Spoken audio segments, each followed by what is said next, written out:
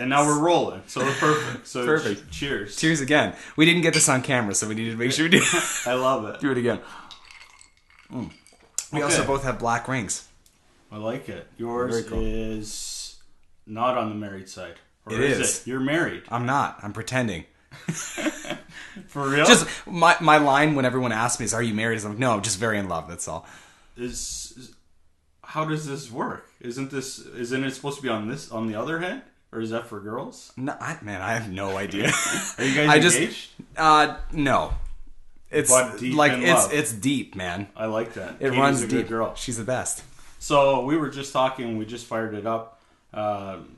No point in stopping what we were just talking about. You were asking about engaging on what, on Facebook? You were seeing. Absolutely, yeah. So one thing I was really I am very impressed by is your ability to engage in the comments on all platforms of social media, because I know it's incredibly time consuming. Yeah, most definitely. Even for the Black Sheep, when I'm there, I do most of the social media, but I do have a couple staff members, and Katie as well, that help me out with it here and there. And it's impossible. You're not just negative comments, but positive comments also, which, that's the majority of them, your channel and ours, right? So when people are saying, "Oh, that food looks great" on the Black Sheep page, I just like it half the time. I'm not in there saying, "Hey, thanks so much for coming," and whatever. But you're in there saying, "Why did you like this? And what part of that did you like?" And I think that's incredibly commendable, because I just don't have the time for it myself. I try to make the time for it. I know, but it's tough. Yeah. It's tough. I do it. This is kind of my outlook on it is I do a lot of marketing, a lot of social media. And when people take the time to say anything, I really, really appreciate that they do. So these are the people watching. And, well, not even. With my stuff, I'll get like thousands of views, but maybe a couple dozen people comment. So sure, it takes quite a bit of time, but those couple dozen out of the thousands are pausing a moment and taking time to say something to me. So I appreciate it so much that I comment back. And it's part of what I'm doing. I'm creating content, and there's people, they call themselves fans, and if I'm a fan of somebody, and if they ever commented back to me on anything, it would mean a lot to me. So absolutely, yeah. No, it's awesome. I think it's great. You have a really good following with all your stuff too. Really good. Facebook is getting pretty good for the Black Sheep. I know that. The highest like cafe in the region is only a few hundred away from us, and they've been at it for maybe, I think, 7 years now. We're not even at 4 yet, and we're almost there, and we're in Welland of all places, where it's a long time with a bad stigma, finally turning around, because Welland's a great place. It's just people haven't seen that yet, and I think it's coming. So I'm very happy that we got in when we got into to Welland, and also, the following, it's never something we tried to boost up. It just kind of happened. I credit a lot of it to TripAdvisor, to be honest. Welland, because of its size, doesn't have a coffee and tea or a cafe section. They only have restaurants, things to do, hotels. So we got lumped in with restaurants, and I think a part of that pushed us to do more food because that's what people expected, even though we weren't a restaurant and still aren't a restaurant. We're a cafe that serves food. And so your food is great. Thank you. Yeah. We've done 2 must-see Mondays now, which is really awesome. Thank you. Yeah, of course. But no, it was really interesting because we went from, as soon as someone put us on TripAdvisor, you start at the bottom. There's no they don't just put you in there anywhere. You're 66 is 66. Exactly. We were, because there's 99 restaurants in Welland. That's including food like chains and stuff like that. Right. And they put us in at 77. And so I was like, oh man, we can't be 77. I'm like, even though we're not a restaurant, we have to be at least in the top 10, right? And so that was my only time trying to build up, is getting people to review us on TripAdvisor, not asking them to do anything good, not saying you have to review us a 5-star, just tell us what you think, good and bad. That's awesome. And not necessarily to our surprise, but happily, we climbed really quickly, lots of 5 stars, and I think it was almost a year and a half before we had anything less than a 4-star. Wow. And even some of those 1, 2, and 3 stars were maybe people just didn't understand the concept. Even if you go now, the reviews say, we had to order at the front, doesn't make any sense. It's like, well, we're not a restaurant. But because of how TripAdvisor's set up for Welland, they don't have a coffee and tea section, which we would have been lumped into. But like I said, it was a blessing in disguise, because now we serve food, not a restaurant, but people are coming there for that, and it's really helped us to grow the business. I go there to eat. That's why I'm there when I go. Yeah, so that's all. And now you are ranked on TripAdvisor. Number one in Welland. And we have been for 3.5 years. Wow. Without losing the spot. It's been consecutive, which is really exciting because there's some amazing restaurants in Welland. But I just think it shows you how dedicated our customers are. We make a point of not trying to make money off them. We make a point of very much making people a part of the Black Sheep family, because I'm in this for the long run. I'm not trying to make a quick buck and get out of there. I really do. I'm trying to develop relationships with people because I want to be there every day. I opened a cafe for a lifestyle, not for money. Because if I wanted to make money, I would have been an accountant. That's what I was supposed to do. So really? Yeah. I got accepted to McMaster for advanced accounting there. So, but never went. So this is interesting. I didn't know these things. This is great. So when you didn't go, and then what? You opened Black Sheep right away after that? I was 19 when my dad and I got the building. And it was. How old are you now? 24. Yeah, you're still a young guy. 24. We opened when I was 21. So we're coming up on 4 years. It's August. So, and I just missed I wanted to be 20 when we opened, because I thought that would have been a lot more impressive than 21, because now you had a year in your 20s already. It's all good. But I missed it by, I think, a month and a half, because my birthday's in June, and we opened in August. So it was only about a month and a half off. But what are you going to do? Good.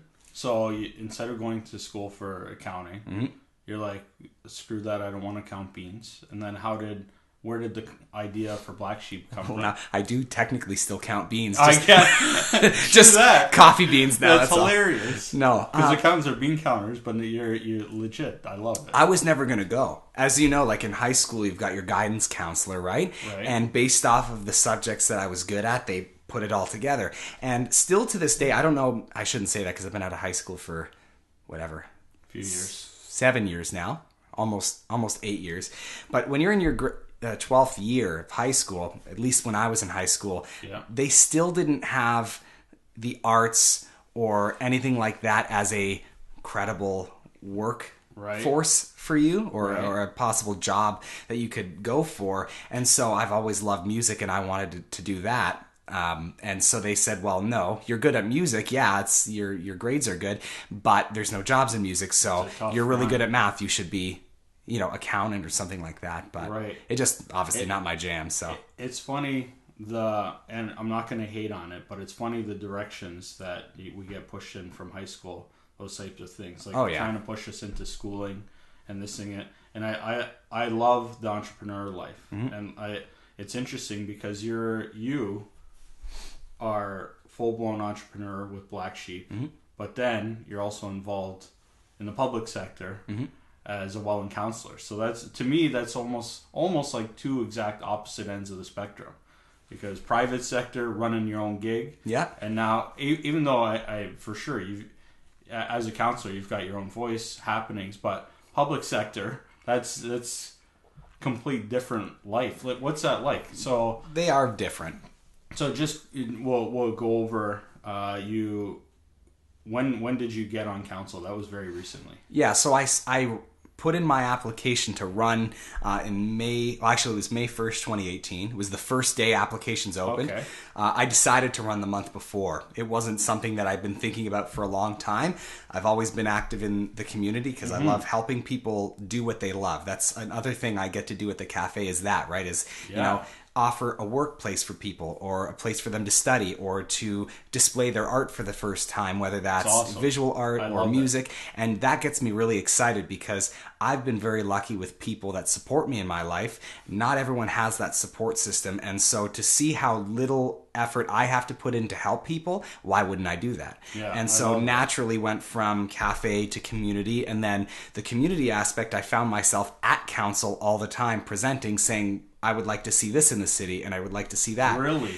And that's what ended up, I guess, pushing me to do it, because there's so much negativity out there. People say, why don't we have this? And this sucks. Well, it's not very productive. You know, 100%. Why don't you tell me what you'd like to see or how we can get there, and we'll make it happen. And so April, I made the decision to do it. May, I put in the application, and then I got elected in October, serving my first day in December. So this is something I had April Jeffs last week, which was awesome. Yeah. But on a political scale, I rate myself a 1.3. Maybe after having out April, of 10? Out of 10, yeah, not 100, maybe. But when I had her, I learned a little bit more. But something I learned because of your last election, because I've never really paid attention, but there's different wards. Yeah. So in Welland, right? Yeah, good point. Yeah. What ward are you? How many are there? This is all new to me. So the Niagara region. If I'm not mistaken, I'm pretty sure everybody except for Niagara Falls uses the ward system. Right. But usually there's only one councillor per ward. Welland, because of politics back in the day, they have 2 councillors per ward. I won't tell you my opinion on that, but I will tell you that we have 12 councillors. There's 6 wards, 2 per, and then the mayor. So there's 13 of us total. So, sorry to interrupt. Yeah, go. So there's 6 wards. 6 wards. And I'm 3. And you're 3. So how do you pick what ward you're part of? That's the part that's kind of silly. You can run for whatever ward you want to run for.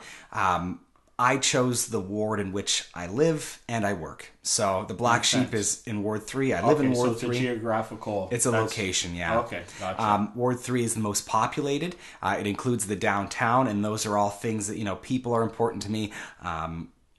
Obviously, the downtown's very important to me, as my business is just in the very last breath of the downtown. Yeah. But I guess I'll kind of get into why I don't like the ward system. By all means. The biggest thing is... I don't work for Ward 3. I work for the City of Welland, for the people of the City of Welland, I should say, not the corporation. Yeah. So why I don't like it is if there's, let's say, a road that really needs to get fixed, and not necessarily just the surface, but every winter the mains are breaking, the water mains are breaking, and every year we go back in there, we fix the mains, patch up that little piece, and then next year it blows up again. Mm-hmm. Well, let's say that's in Ward 2. I'm in Ward 3, right? Mm-hmm. Well, at council, people are arguing saying, well, Ward 3 needs this road and Ward 4 needs this road done.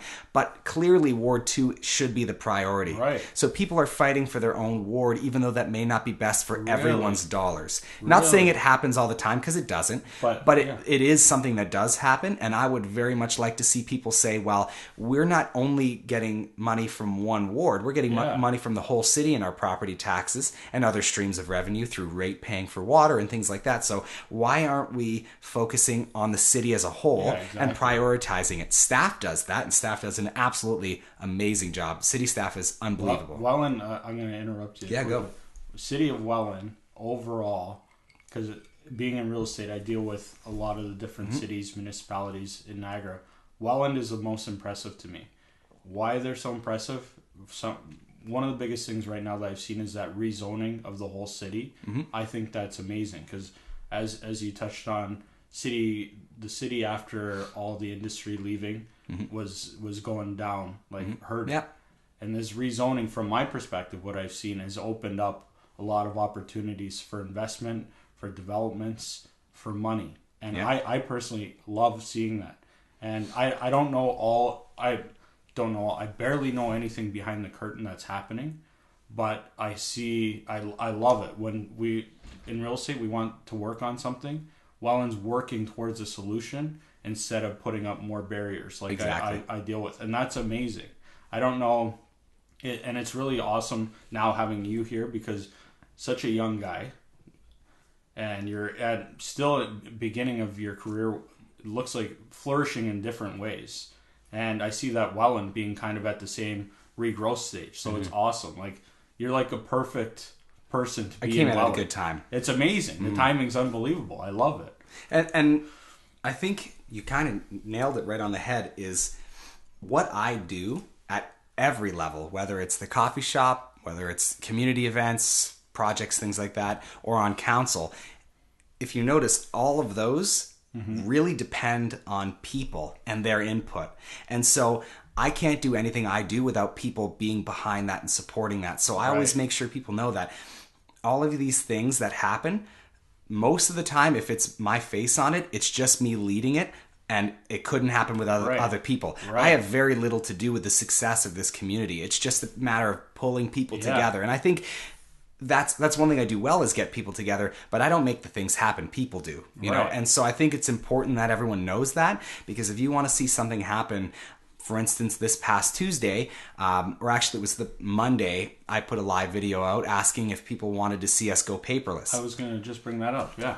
100 people commented in less than 12 hours. And so when I went to council the day after on the Tuesday and we were debating it, people saw on council, they saw that people want this in the community. And so it passed unanimously. Wow. Very few things pass unanimously at council. And That's so it amazing. happens because people came together and they said that it's important to them. So I think that that's a really big thing for me in all facets of my life, but specifically in anything that has to do with the community. It's people are so important.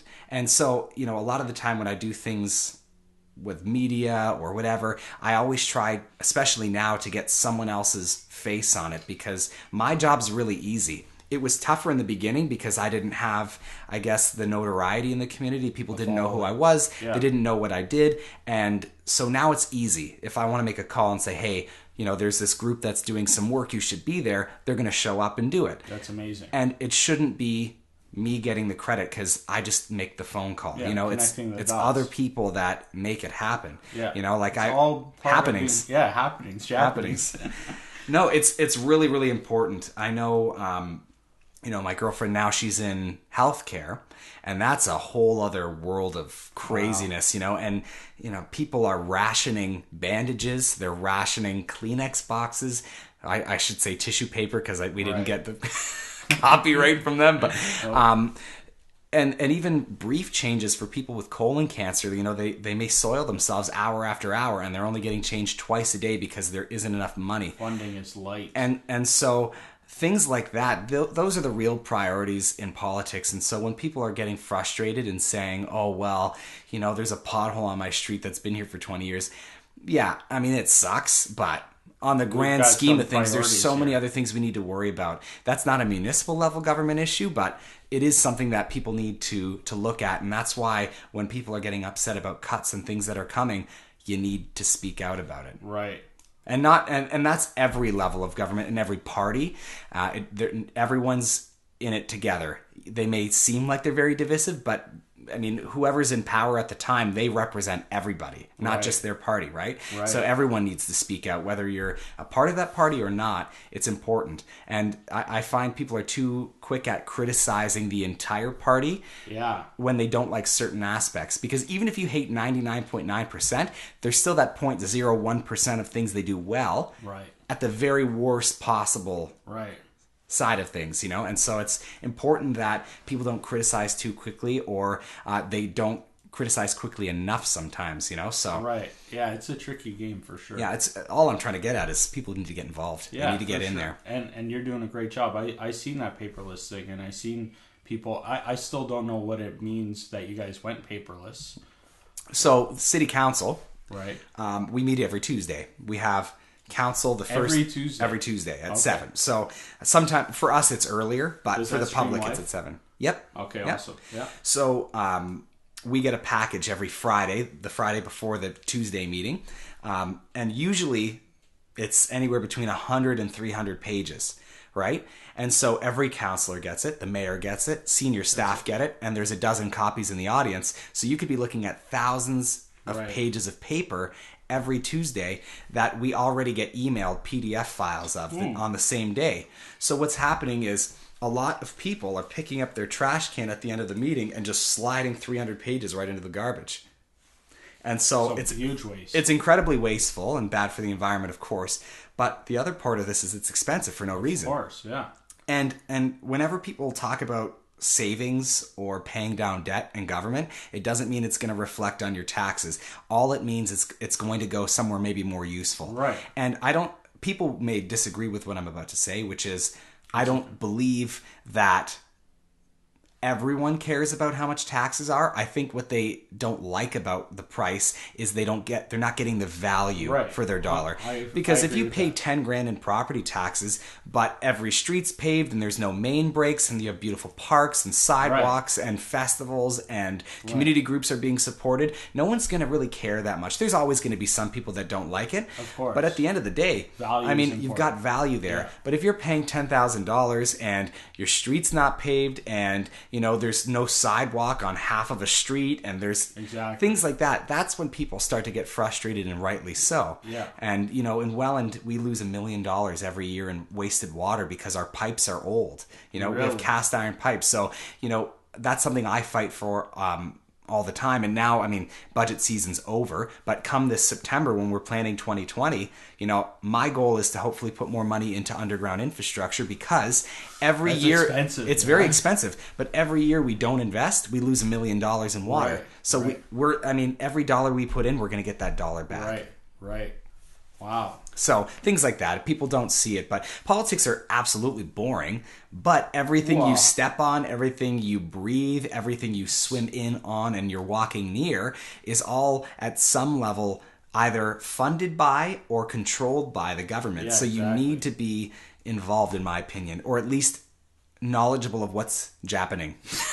Exactly. And that's something that I can't agree more with that statement, because myself, I'm out in the community selling houses, talking with people all the time, and something I've never had an interest in, and I was just talking about this in the last one, but was politics. I never really cared about it much. And I've started, and since being in real estate, caring more on the municipal level, like starting with the township here, and then surrounding, and my interest starts more with what's going to affect me more.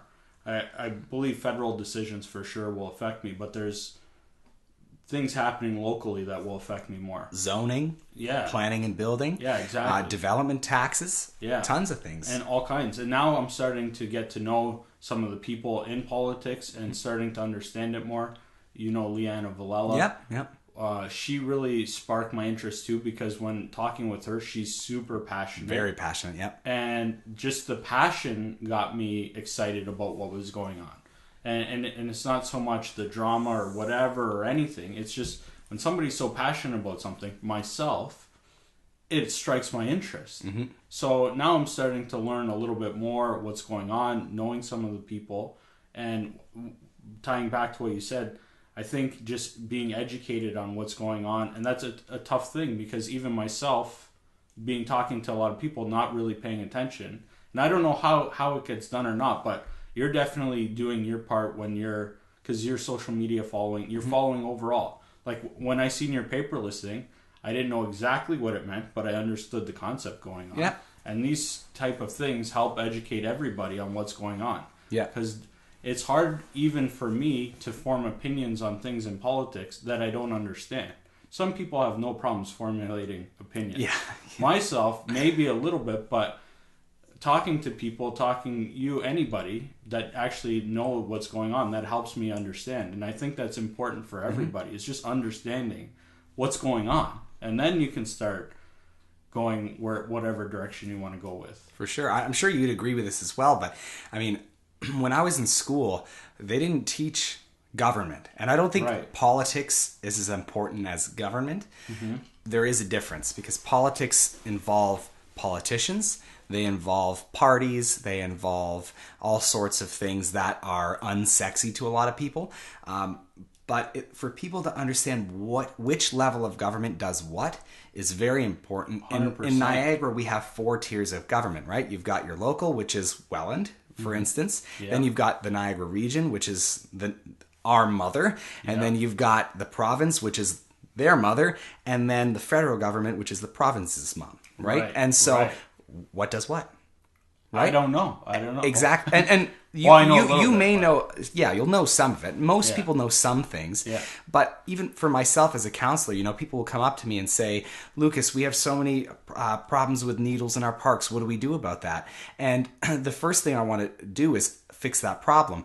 But you've got Niagara Health, the Niagara region, right? Who does a lot of they have receptacles. You've got the Well and Harm Reduction Society, which they're a community group that has been collecting needles. But then it's a health problem, which is a province issue, right? And so as much as we can spend as much money as we want on receptacles like hazardous waste receptacles so that people could throw their needles out and have those in parks or in municipal buildings and things like that, which we're more than happy to do, and we are investigating currently, so we're working towards a solution. It's also not fixing the problem. It's just having a place for people to put needles. It doesn't help people get off drugs. It doesn't help keep people safer that are using drugs. And so there needs to be a conversation, because I find what happens is you do one thing right, and people say, well, that doesn't matter. What about this? It's I think balance. And you're never going to stop negativity in politics, which is not my goal. But I think politicians would be a lot more effective if people had their backs. You know, and I know there are some corrupt politicians out there. There's some bad people in politics.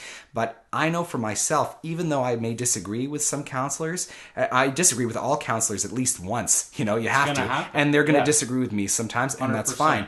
But we're all there because we want to make Welland a better place. The goal is the same. We just have maybe different ways of getting there, or we have different values, but we do want people to be happier living in Welland. We all share that, right? That's key. And so I think... And it's not the people's responsibility to know that, but I think if they do know that, it really helps make our job easier, making their lives better. Right. And I think if people are honest, yesterday I was very lucky to attend this meeting. It's called Green New Deal. It was facilitated by a community woman named Carolyn Fast. And it was really great. They had about 30, 40 people there talking about why climate change matters to them, and not just ranting about the government or anything like that. They actually were sitting in groups writing down what they were going to do and how they were going to get that solution to the forefront. And that's the community, right? And I asked them, I said, are you going to present this to anyone? And they said, well, we're going to send it off to the people that run the national level of Green New Deal. Okay. I said, that's great. Send it to council, send it to Niagara Regional Council, send it to the province, send it to the feds. Because the one thing that government always wants is community engagement, but we can't get it because we're the ones asking for it, right? Right. And so if they send it to us and say, hey, there's 30 people, 40 people in a room that want change, and here's what they want specifically, then we actually have something to debate, right? Right. Should we put money towards, I'm trying to think of a specific example from their meeting.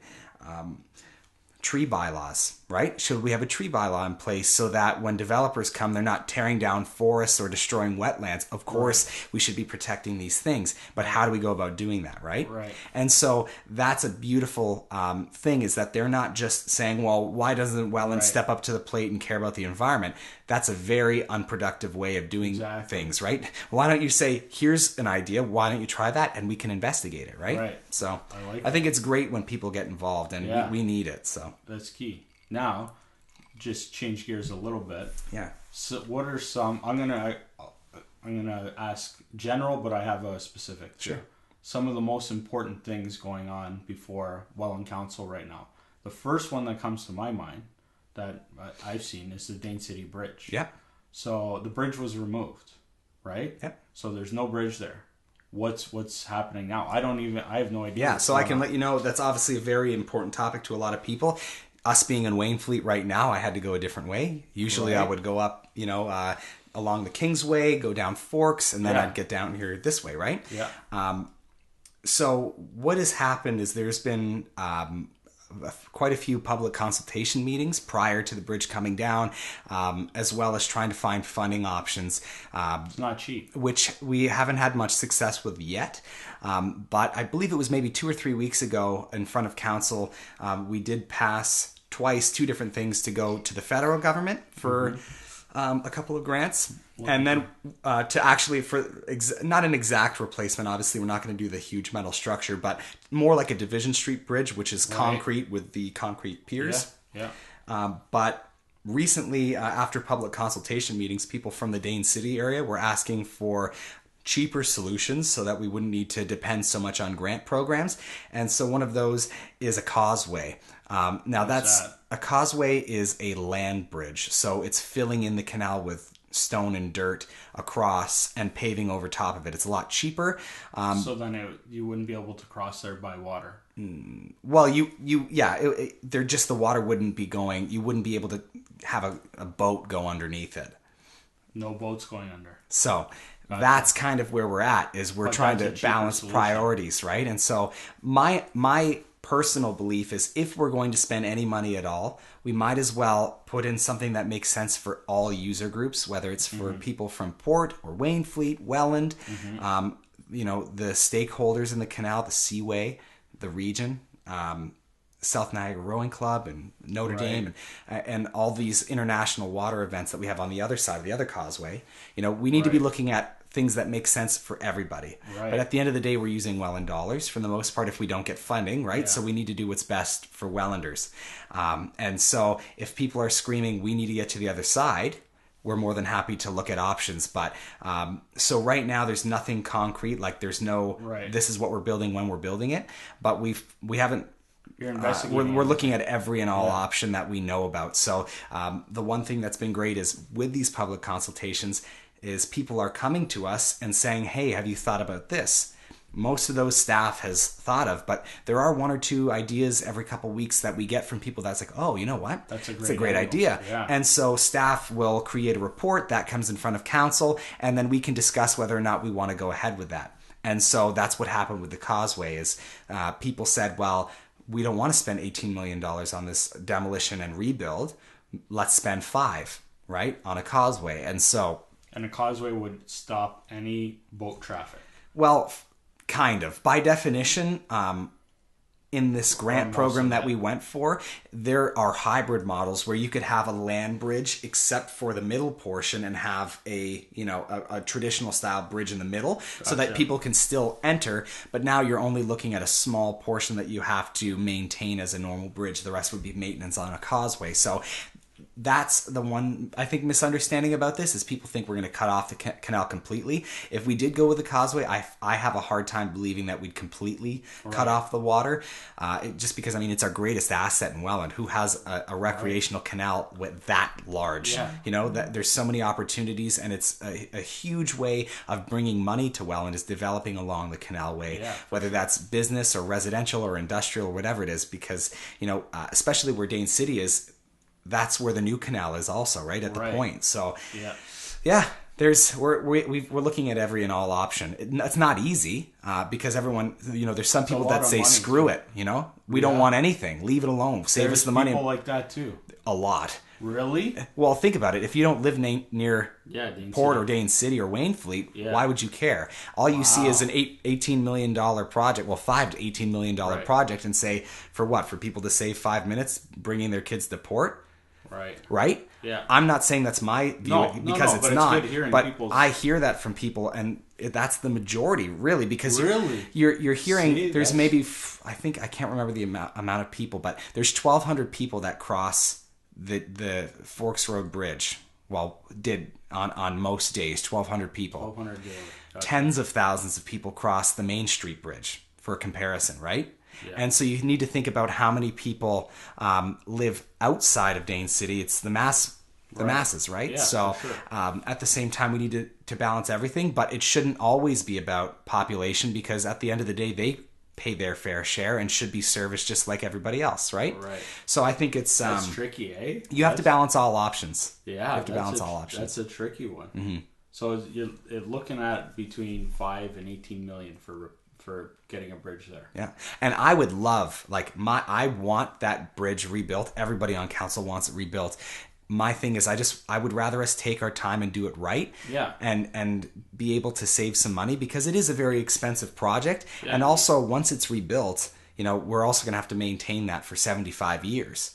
Right? So that's... Why only 75? That's its lifespan. Okay, that's its lifespan. Gotcha. Yeah.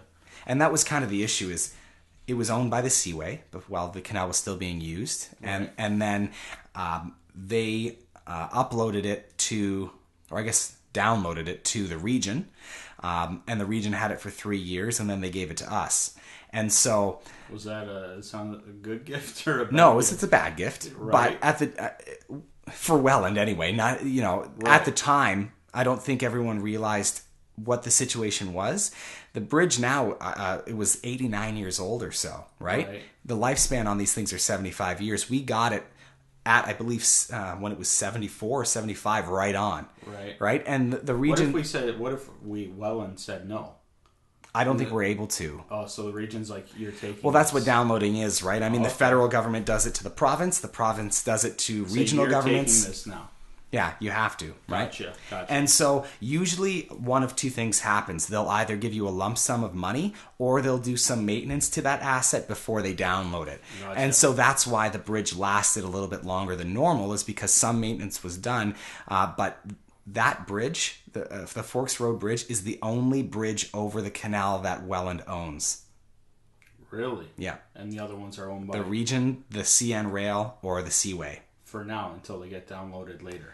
Possibly. When they're at the end of the life, then you guys get... That doesn't always happen. No. And the thing is, I never get frustrated with other levels of government when it comes to this, especially as a counselor now, because I now realize the pressures and the constraints that you have as a government, and money is always an issue, right? Where are you going to find the money from? Because I would love to fix every problem, but there's a price tag attached to that, right? And so... are we going to put that strain back on people and say, well, you have to pay even more to be in the city now? Or are we going to put that in rates, whether that's development taxes or if that's pay to use, like with a boat rental facility and things like that? Or are we going to try to find cuts somewhere else or do a combination of all these things? It's tough. It's difficult only if... It's difficult when you care, right? If you don't care about people, it's easy to say, well, whatever. We'll figure it out after. But I would say confidently that everybody on council, whether I agree with them or not, sometimes we all care about, people's livelihoods. So everybody just has tough. Different priorities. Right? Exactly. That's super interesting. So, and we want people to have different priorities, by the way. Even though sometimes it makes it difficult to make certain things happen. If everyone was the same... it wouldn't be good. Well, it would be bad for the people, mostly. Exactly. Except, well, not everybody, but most people it would be bad for, because we're all going in one direction, regardless of what people want. So, you need representation on all levels. So, what are some other big issues coming before Welland, or a big issue, or? Well, it's hard to say, really, to nail it down. One thing I'm really excited about that we're working on right now is the Lincoln Street Docks redevelopment.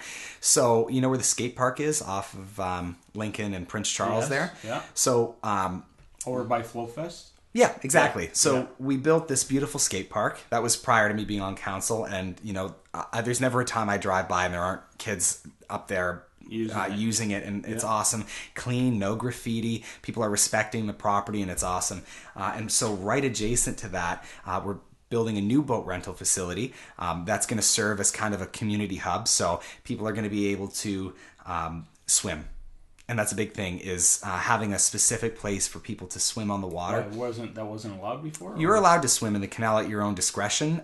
You're not allowed to jump off of structures, obviously. Gotcha. But now we're going to have a dedicated area for swimming. We're looking at a bunch of different options. And now it's also going to have...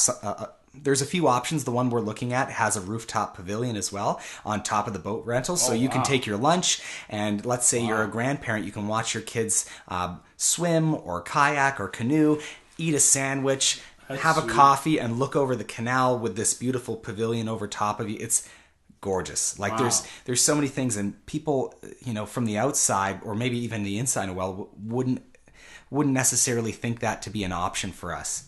And these are things that aren't going to be that expensive to people because we already have funding programs in place. We've got grants coming from upper levels of government. Yeah. So we're getting cents on the dollar here for this, which is amazing. Awesome. It's awesome. So that's something I'm really excited about, because I believe that the thing Welland needs the most, again, my opinion, is to make people feel good about being Wellanders again. Yeah. And I think we've lost that to a certain degree. Some people, there's a stigma with Welland. There is, and that's okay. Yeah. My goal is to ultimately change that. I love it. And if people are happy about being in Welland, they're going to give us a little more slack to be creative, right? We're going to be able to have so many more opportunities. You look at all the steel town places that kind of hit the tank and have come back. Buffalo, Downtown Buffalo is gorgeous. Detroit City is a prime example. In the last 10 years, they've turned Detroit from this, everyone thinks of it as 8 Mile, right? To this crazy metropolis. Really? Giant malls, I haven't been manufacturing, beautiful restaurants, theaters, culture. Really? Wild. Canadian example, Hamilton. Anyone who's been to Hamilton in the last little while, you go to Upper James Street, they've got coffee roasters and breweries and wineries and all sorts of really crazy, amazing things. And they have art crawls. And this is a place... Art crawls? Yeah. I've Things never that, been on that Hamilton, you would never have seen in the past 20 years. My dad was born in Hamilton, and when I went back to visit his old neighborhood, like when I was a younger kid, it's nothing like what it is now. It's really come a long way. And I think Welland's kind of in the same position, because what all of these cities had was manufacturing or some sort of large scale industry, which was putting all of our eggs in one basket.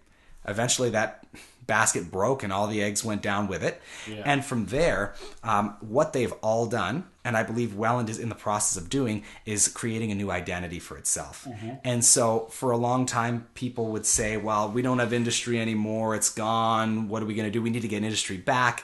Not saying that manufacturing is bad. It isn't. If we can attract manufacturing, that's great, but it cannot be the only thing. And so, now sports tourism has become a huge revenue stream for Welland, is having dragon boats and canoe polo and canoe kayak and all sorts of things like that. We're getting the jackfish. Yeah, the jackfish. Yeah. Amazing, right? Yeah. They just had their home opener not too long ago, maybe, a week or two ago? Recent, yeah. Yeah, very recently. And then also the Canada Summer Games are coming to Welland.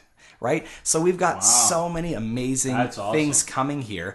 And if anyone who drives down past the Welland International Flatwater Center, so the Flatwater Center near the Forks Road Bridge, you see what a state-of-the-art, amazing, beautiful facility that is. And you almost forget where you are. It's like, you're in some European city and there's this beautiful canalway, gorgeous viewing tower and training facility. What is that all about? So that's where people, a lot of these international events happen. So it was created to be some sort of center of excellence so that water sports have a place in Welland. And it's really been paying off because people are bidding, right, they want to be in Welland. And so what that's doing is it's filling up hotels, and those people need a place to eat, so it's filling up restaurants, and those people are now creating jobs, and there's more money for the people that live here because they're working, and that money's going back to retail shops, boutiques, other restaurants. Effect we like. And that's precisely why I'm a top-down kind of guy. I learned that from my dad a long time ago, because for the people that are watching this that don't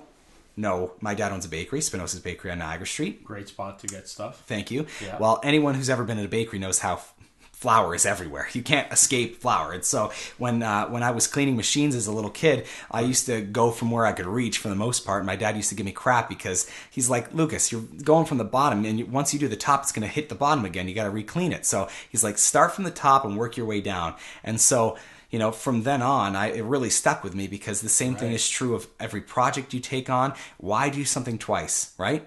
Start, 100%. Be strategic, be precise, and work your way down from there. It's a great learning lesson. And that's why I value infill development. For instance, we have CIP programs, which are community incentive programs.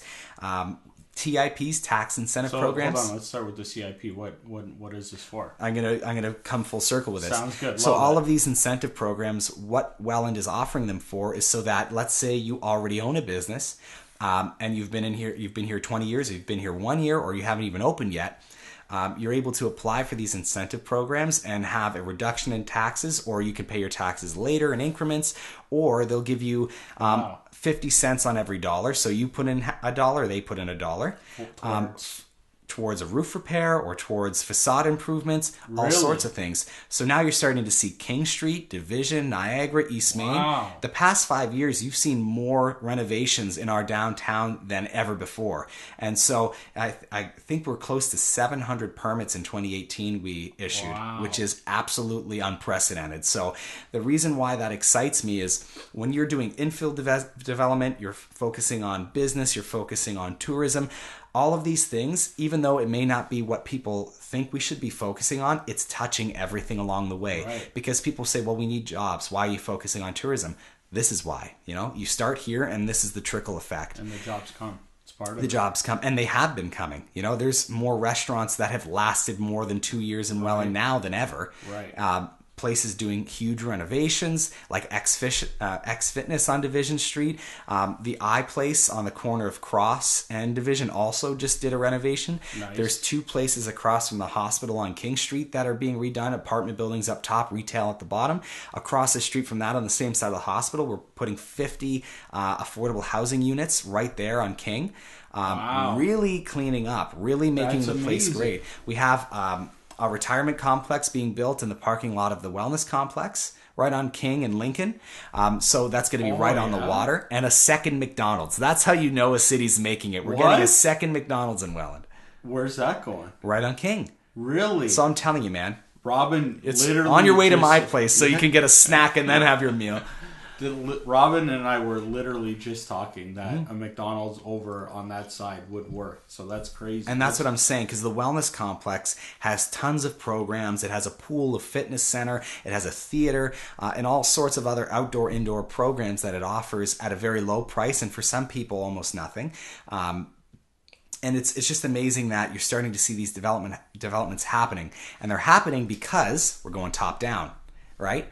And that happened prior to me being on council. The council before was absolutely outstanding. And the one even before that was already making waves and helping us do this easier. And I think this council is doing a great job of keeping that momentum going and trying to speed it up a little bit more. So in the next 5 years, Welland is going to be almost unrecognizable. Yeah, and not in a negative way. I'm not talking it's going to be a shoddy Las Vegas-y type place, but it's going to feel like a community. Yeah. And that's what I really would love to see. Especially because me being young, I plan on having a family here. I plan on that family staying here as well. And so the more opportunity we offer for people of all ages, when parents are raising their kids in Welland, they're spending their dollars in Welland while the kids now are leaving. Right. We need to keep them here. Yeah. Open that tech business here. Open that licensing business here. Whatever you want to do, it can happen in Welland. It's 2019. You can do most of your work from your phone. Yeah, right? Exactly. Why are you leaving? Exactly. It's cheaper to be here than it is in Toronto or anywhere in the cheaper. GTA. Yeah. So why are you going there to compete against bigger monsters than you,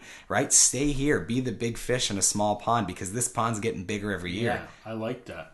Now, just going back to those incentives, I love it. Mm-hmm. Can't be cheap. Well, I'm not saying not great value. I'm just trying to grasp some numbers, because that's, in my opinion, I think awesome, but it's a long-term investment. It is, but anyone who has ever bought property or is opening a business knows you're not doing it for less than $100,000. Right. 200 grand, 300 grand. Right. Like most restaurants that are opening now are close to $1 million. Right. Luckily, I was nowhere near that doing mine, much less. But for instance, the facade improvement program, right? This is that for all of Welland or just downtown? There are certain core areas that it works for. So there's the downtown area, and then there's also the health and wellness cluster, and that is like the King Street area further up. Just one thing to interrupt too. Yeah. If I had a client that was looking at wanting to investigate this, who do they call it to find out if they apply, or how would I even know? There's all sorts. If you even were to walk in City Hall, Cheryl, that's at the front desk, she can help you. But also, if you call the economic development department. I said that. Yeah. Sorry. Yeah. You can talk to finance, you can talk to bylaws or planning and building. They're all going to point you in the direction. There's so many points of contact. Gotcha. But just to give you a very specific example, prior to me running or having any plan on running, I also looked into the incentive programs. I started too late because you have to apply before you start. That specific project. You can start the construction, but let's say you're putting bricks on and you're applying to get your bricks paid for, you can't. It's not retroactive. You have to be proactive about it. So, gotcha. But the incentive is great because it maxes out at $12,500. So let's say it's going to cost you $10,000 to redo the front of your building. The city will give you $5,000 and you put in $5,000. which is huge because It's now amazing. you have $5,000 that can go towards a casual employee on a building or I own. on a building you own. That's amazing. Yeah, so like I said, essentially 50 cents on the dollar. You get dollar That's for dollar. amazing. And it's awesome. The region does contribute a part to that. It went away. Luckily, it's back. And there's no limit. You can apply to every incentive program. You can apply for the tax. You can apply for the facade. All of them. Wow. At the same time. So, I mean, a lot of people, before they start building, they talk to the economic development department or finance or whomever, and they'll say, I want to apply for boom, boom, boom, boom. They may only get, 4 out of 6. They maybe only get 1 out of 6, whatever. But at the end of the day, they're getting money that they wouldn't have had otherwise because Welland really is interested in the success of whatever said business, right? So if I were to apply for it, if I had a building or somebody, how long would it take to be able to get that money? A to B. It really depends on what you're applying for. The bigger the project, the longer it's going to be. It used to be too long, in my opinion, which was sometimes a year or longer. They've got it down to months now. That's amazing. Yeah, which is great. And it's only becoming quicker every year because now we're having dozens of people actually get it. Dozens of people getting it a year. That's amazing. Which is awesome. See, and I've heard people talking about this, but I've never actually been through it or have a client. So this is helpful for me. I love it. I already said it in the beginning of this, but city staff is so unbelievable. They really do care about the community. And so even if you're not sure where to go, because it's a big company, it's 430 employees in the summertime, right? Just go. Talk to somebody. They're going to tell you, whoever you need to see, or just say, hey, I want to open a business in Welland. Who do I talk to? They're going to direct you where you need to go, and just ask a question because there's no harm in trying. They're not going to be like, don't waste my time. They're going to say, no, come on in. Let's talk. Yeah, that's awesome. Next. I haven't even looked at the sheet, and we've been doing pretty good here. That's good. Do you have further aspirations with politics, or are you taking it at this point? No. One step at a time. I would never write anything off because at the end of the day, I didn't think I was going to be a politician. I didn't think I was ever going to run for politics in any way. And it happened, right? And that all happened because I wanted to drink coffee for a living, And so that's the beauty of life is it takes you in all sorts of directions if you're willing to go. And so if further opportunities arise, then I may take them. But the thing I really like about the small level of politics is that I get to talk to people and you're really close to people. When you're at a higher level, even at a regional level, that you represent the whole city. So now that's 52,000 people you need to talk to in order to get representation at the region, right? And higher than that, if you're running at the province, now you have to pick a party. And I don't want to do that. I really like the idea of being neutral. I'm here for everybody. Yeah. I don't represent anybody other than the people of Welland, right? I don't have to answer to anyone. No one's telling me what I have to have in my brochures. I can just be me and do what I think is best for the community with the guidance of the people, right?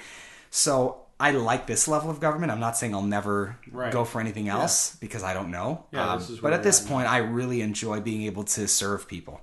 So now let's talk a little bit about the coffee. So we were talking your 19, 20, 21 get into Black Sheep. Where'd the name come from? So let's talk a little bit Black Sheep. Yeah, sure. When I came up with the name, I always had a hard time when I was in bands trying to come up with band names. And so I try to just not think about it and let something come to me. And that's usually the best way.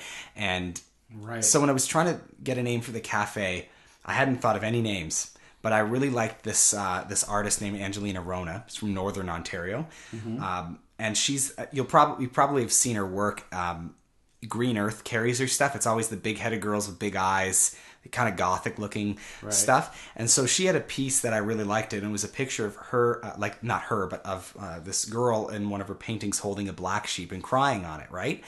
And so a little macabre, a little melancholy, but I really liked it. So I bought the piece, and I had it in my room, and when I was thinking of names, I looked at it, and I'm like, the Black Sheep Lounge.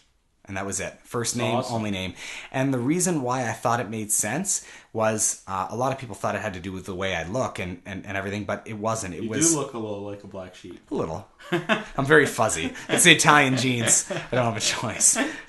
But where am I going with this? So what I really thought about it was the pieces of a girl crying on a black sheep. And to me, it's hard to be unique. It's hard to be yourself in a society with so many pressures, right? To be unique, it's a struggle. Yeah. And I think I really, especially at the time, equated that with how Welland is. It was hard to be a Wellander, you know? And I wanted a place where it didn't matter what your religious background was, it didn't matter what your skin color was, or your sexual orientation, or your business, or your economics in your life. Yep. None of that mattered. You could come there and it could be your space for whatever you want it to be, other than hate stuff and whatever. But and like some people say about you. We're not going to get into that right now. But yeah, that's the complete opposite of what I wanted. It's really a place for anyone to be themselves. It's a great spot. I don't go there as often as I'd like, and I go there, however. You're still often enough. Yeah, from time to time. I would be there more. It's just literally how close you are to where my office is. If you were closer, I'd go more. Oh, absolutely. And it's interesting too with your place, because your place being number one on TripAdvisor, it comes up in conversation with me and stuff, because people ask me where to go. Well, yeah, where to go, and I often recommend your place because it is one of my favorite places to go. And you're welcome. You're awesome. But it's funny because there's, with any place, but a lot of people have been there. But there's still people I talk to that have never been there before. Of course, yeah. And I find that a little bit odd, but not too, because I don't even remember if I had been there before the Must See Monday or not. Maybe once or twice, maybe I don't know. For sure once anyway. But I don't know. I don't even know why. I've never really looked into it. I guess people just don't go. That's true of everything, though, right? Yeah, I mean, exactly. I'm a big foodie, and I go to restaurants almost every single day, and I still haven't hit some restaurants that are close to me. Like, especially in Pelham right now, there's so many new restaurants that opened up that are awesome. I've been hearing from people, and I haven't made it yet. Yeah. It's lifestyle, right? Depending on what your schedule is and who you want to go with, because I'm someone, I can eat dinner by myself, but I would much rather do it with friends or family or, Katie or something like that. Yeah. And so, a lot of the time you have to match up each other's schedule to go, right? And so for me, and also again, I'm not trying to, obviously the business has to make money, but that's not my goal, right? I'm not trying to bleed money out of people, so I don't need as many customers as possible. I just want the right people, and it's a good spot. And every single one of our customers that come in are amazing. And the reason for that is we tolerate only, certain types of, I shouldn't say certain types of people, but certain types of attitude. Yeah. When people come in and they start yelling at my staff, I'm like, just go away. Go away. Yeah. Go be miserable somewhere else. This is a place, especially if they're intolerant or hateful or, I get when people are having a bad day, there's a difference between that and someone who's just rude, right? Yeah, 100%. And so when you kind of put someone, you check them, right? Yeah. When you do that, word spreads. They start telling their other mean friends that, Lucas is a mean guy, and they don't go. Perfect. I don't want you there anyway. No problem. Yeah. You know what I'm saying? Because it's not about me, but I find there's such, and this is kind of it's not off topic, but it's something I didn't think we were going to be talking about, is the female staff at my place get treated poorly more often than the male staff at my place. And I know that's true of other places because I've worked in other places, and men and women, for some reason, have an easier time being rude to females than males. And I think it's absolutely not tolerable. No. And I don't put up with it in my shop. And it happens all the time because I'll be talking to someone and they'll be awesome. And then they'll be giving crap to one of the girls. And then I'll go over and say, what's the problem? You didn't say it to me. And they're like, oh, well, this and that, whatever. I'm like, listen, I get it. If you don't like something, you can tell me, but there's never a reason other than my staff being rude to you for you to be rude to them. Treat them like that. Ever. So I don't put up with it. It's so shocking because myself, if I seen you, I'd have no problems busting your balls. Oh, yeah. One of the girls, and not even, but your staff are great there. Yeah. But that's... Well, and that's the thing, right? Like, I'm not in that industry, so that's interesting to hear that. Service industry is probably part of the problem. It's called service, as in servant, right? And they're not servants anymore. It's not what it used to be, right? Even the fact that there's such thing as a server's wage is crazy to me. The fact that it's one of the hardest working professions out there is food service, and you're going to tell them they have to get paid less because you're forcing customers to pay them more instead of you as the owner. It's crazy to me. That is crazy. It's crazy to me. I don't know. Like, obviously there's jobs that are more difficult, like if you're a mason or a lawyer or something like that, schooling, or a doctor. Yeah. But at the same time, for the amount of money you make, it's a lot of work. Like, you're on your feet all day, you're sweating, you get dealing with people that are rude sometimes. I'm very lucky, like I said, it's a very rare occasion when people are rude at the shop to our staff. But it happens. Yeah. But it happens, right? And I think when your staff is being rude to customers, you need to check that right away. That, for me, you're done. Yeah. You're done. If you're unnecessarily rude to a customer, you're gone. Yeah. And it's happened in the past. I've had to let go of staff because of the fact that they're rude. Let go. Literally, one time, someone went to sit down without ordering first, and I won't say who, but there was a staff member that went up to the customer and said, "Are you dumb?" And I was like, okay, goodbye, pack up, leave. You're gone. Really? Yeah. And then, what ends up happening now is that person, you have, like, not that you have to, but I'm one of those people, if something happens, mistakes happen, we've screwed up food before, or, a drink goes out cold or something like that.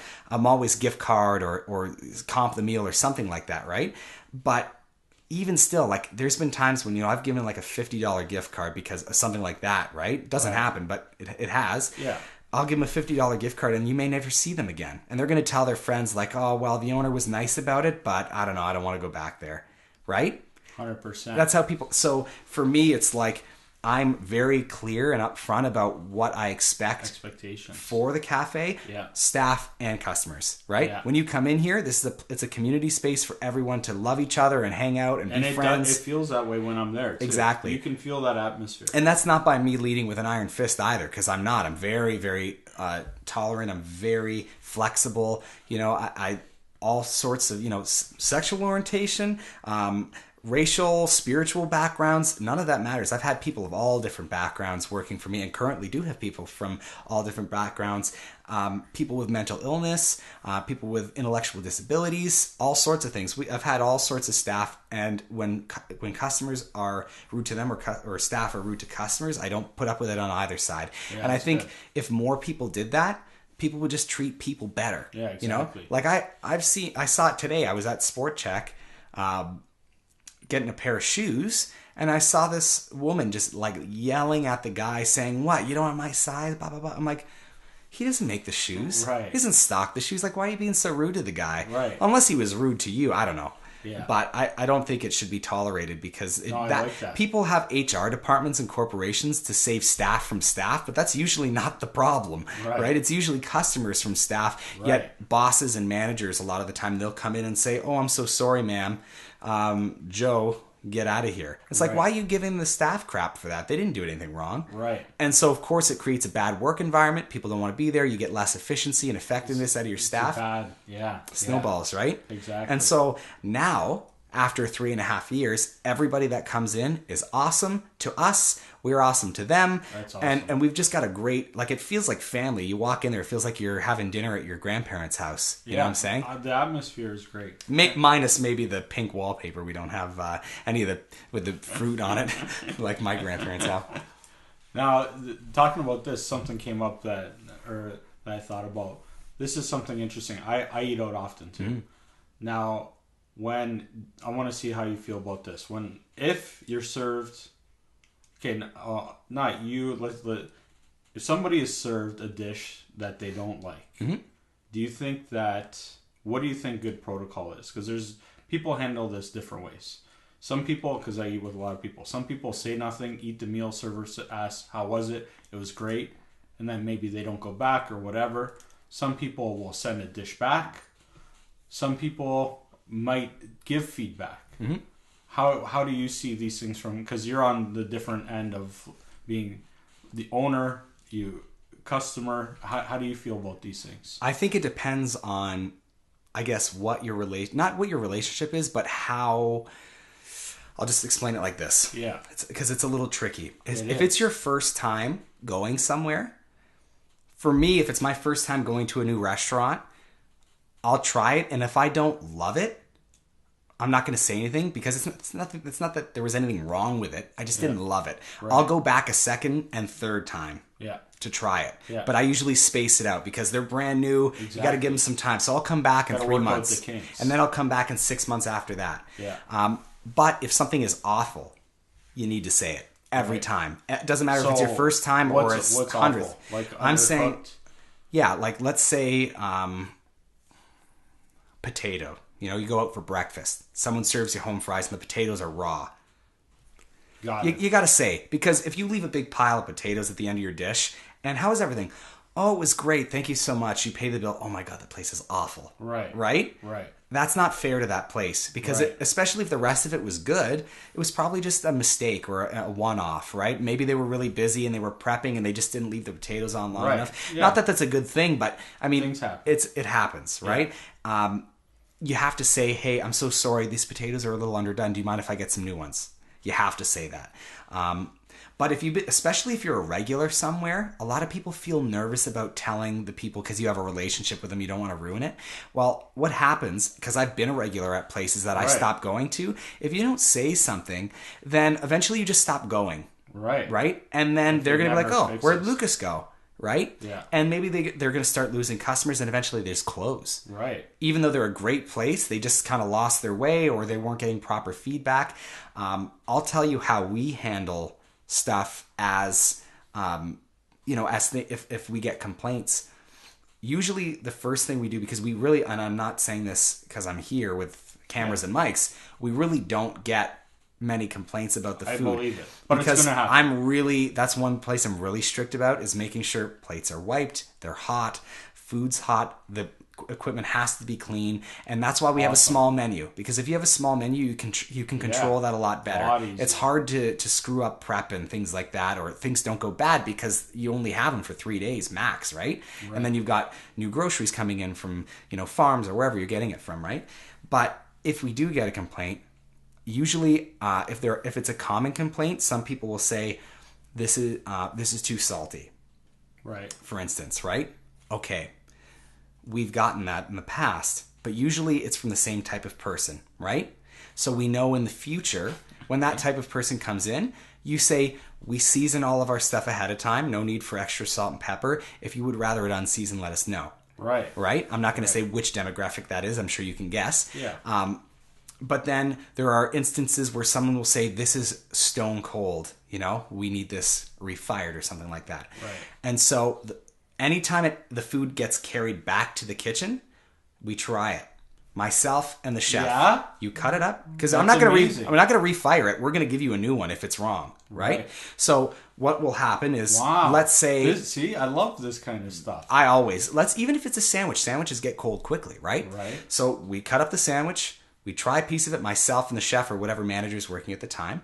And if it is indeed cold, we go back, we apologize, we comp the meal and give a gift card and then Overcompensate. and then refire the food, give them a brand new dish, obviously, because we started chewing into it. Yeah. And that's great. But there have been times when you've just got that person who you can't please them, nothing's right about it. We bring it back and let's say they said, we wanted no tomatoes on the sandwich. Well, you look at the ticket. You check back the order.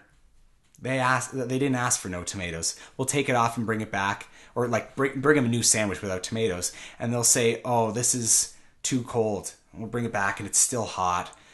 It's like we'll make them a new one for the third time now, and say, "We're so sorry that you didn't find it cold. This is the way that we serve this. It's not going to get any hotter." Right. Unfortunately, this is just how it is.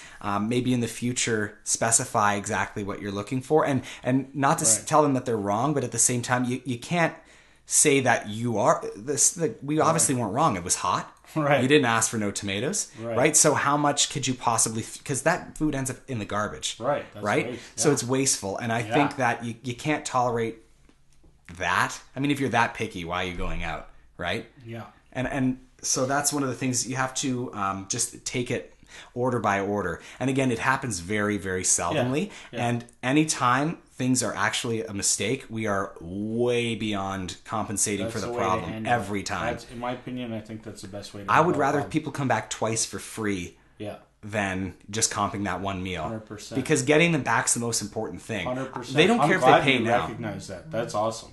Oh, because it's believe me, we've made mistakes. Of course. I'm not even kidding you, and I've told people this because it's ridiculous that it even happened. There was a half of a mason jar in someone's sandwich one time. Like, literally. Think of a piece of glass like this in someone's food. What? It had to have been planted because there's no way that slipped by two staff members. A piece of glass? Piece of glass. Huge. Like, in the sandwich. I didn't believe it. But I was so shocked and embarrassed by it that I gave the person a $200 gift card. I'm like, bring all your... Did you find out what happened?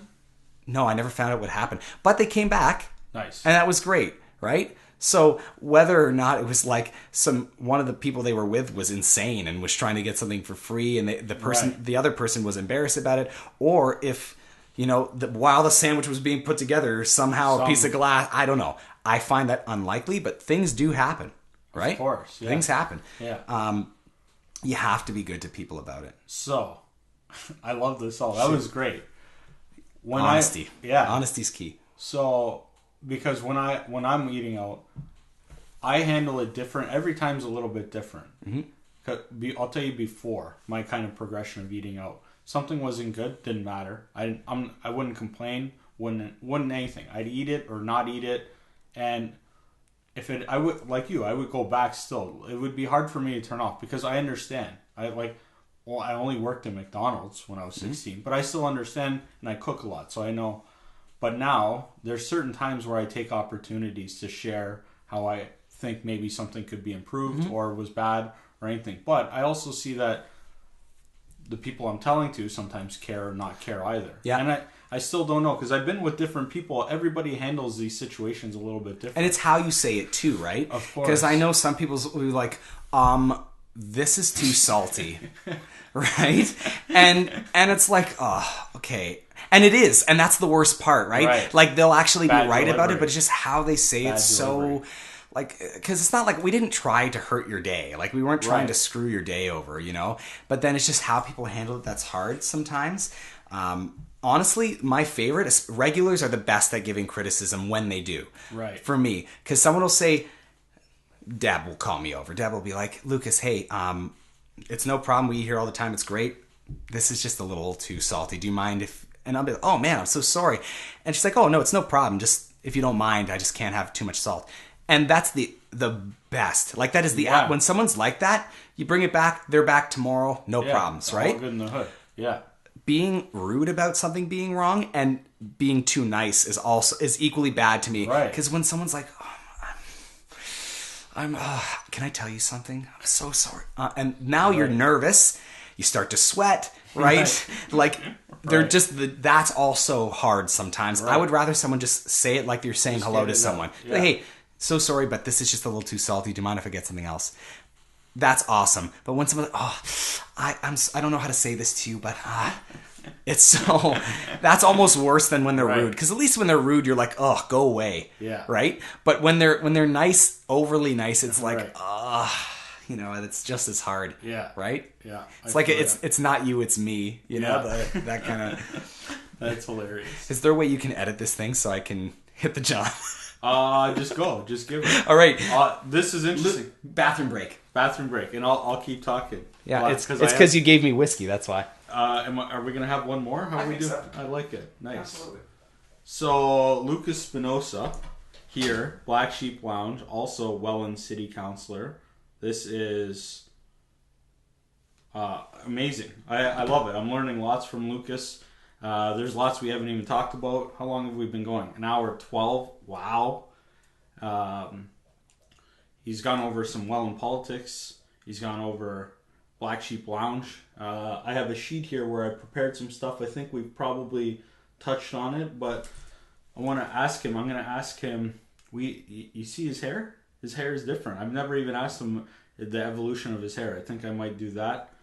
Yeah, this is great. This is what happens when you record a podcast from home. You've got bathroom breaks. These happen. We're going to keep rolling. Lucas, I've been going to Black Sheep Lounge. I think it's been about 2 years now, and it is literally one of my favorite restaurants that I wish I went to more. And I'm going to tell him why it's one of my favorites when he comes back. And I also have some questions for him about his turnover. He's got a different menu. The menu used to change quarterly. I don't know if that's still happening. So this is a great one. And I guess I'll get our drinks topped up a little bit here. Well, this is a good chance. Ice is melting. I need to get an ice bucket for sure.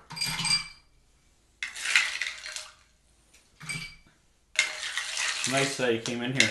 Although, I know what I haven't done yet. I've got the adult sticks for the podcast, and I didn't even ask him if he wants one. We'll see if he's the first guest to accept. Well, he's the first one I'm going to offer to. So we'll see if he's the first one to accept or not. We'll get these right here. We'll see what these guys say. We've got some adult sticks from the Niagara Herbalist, your local legal cannabis retail store. That's a big one. It's mostly water. I wonder if he's going number 1 or number 2. We'll see. Maybe a quick number 2. We don't know. Yeah, so I'm going to ask Lucas if he'd like an adult stick. Going to talk to him about his menu. I'll tell you right now, his menu, what I love about going to the Black Sheep when I go there for lunch is... Oh, you're back. I love it. Fast, man. I love it. I was wondering if it was number 1 or number 2. I wouldn't do that to you in your new house. So, this is perfect segue. I don't know if... I just purchased some adult marijuana sticks. I don't know if you partake in this. No, that's for you, man. It's for my guests. This is I don't even want to talk about, but no, I don't have an ashtray, but no, I have nothing against it. I don't know if Waynefleet is, but Welland passed it. We opted in for it, so it's recreation is okay with us. Yeah, nice. Absolutely. So I was trying to fill the time while you were gone. I want to tell you some of the stuff that I really like about Black Sheep, and I can't even think of any criticisms. Okay, great. What I love about going there for lunch, besides the atmosphere, besides you, the food, how good it is, and something that I really like is the portions. Mm-hmm. I go there, I eat lunch, and I leave, and I'm not too full, and I'm not hungry. I find that your portions, they might be the best portion size. Thank you. So it's the right amount. I love it. On top of the good quality, the atmosphere, that portion, because I don't want to say the portions are too big. I'll mention another restaurant that I love as well, Don Marco's. Yeah. But sometimes when I leave there, I am too full. It's Italian, man. That's why. I know, and not that there's anything wrong with that. No. Maybe I don't know. They make great arancini. Amazing. So it's one of my favorites. I think it's Robin's favorites. Yeah. This drink got a little big, but it's a lot of water in it. Okay, thank you. Cheers, yeah, absolutely, man. But yeah, your portion control and quality is amazing.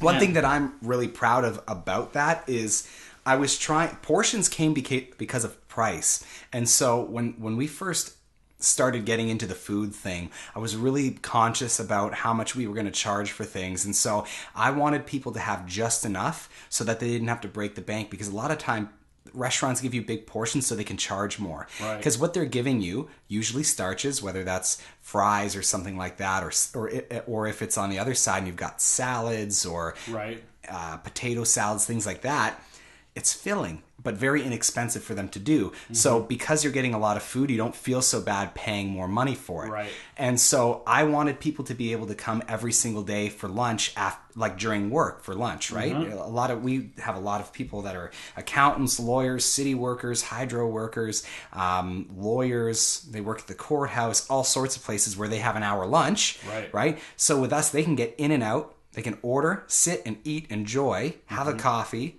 and get out and back and signed in usually within 30 to 40 minutes. Yeah, awesome. And I'm talking from leaving work to getting there ordering and then getting back to work within awesome. 30 to 40 minutes. And so what I find is a lot of places nowadays, especially like more family style restaurants, is like even for chicken fingers and fries, it's like $17-18. Crazy. And I get it. Believe me, I'm not trying to shame anybody because I know it's very expensive to run a business, but there are ways of making money but still being, I believe, fair. And I think a lot of that starts with portions. So I'm very glad that you recognize that. I love it. And that's why I wish that I went there more often. Because sometimes for lunch, I would say probably myself, I probably overeat for lunch more than I undereat or miss lunch. I don't miss a lot of meals. But I love that. Now, new chef. Yes. Chantal Gallant. Chantal. Yep. Her food is great too. Yeah. I think I've only been once or twice since she's been there. One of the many things that I liked about Black Sheep was the menu changing. Is that something that you guys... It's still happening. Yeah. That's still something. So how long has she been there? Is a new menu coming soon or... Yep. So for the people that don't know, there was a car that went through our shop in January. And so we always take the first week of January off. We close, staff gets some time, I get some time with family. And then when we reopen on January 8th every year. And so we opened on January 8th, and on January 15th, a car went through our shop. And so Chantal, her first day was January 8th. No way. So she had 1 week with us, and then we were closed for 3 months from this accident, right?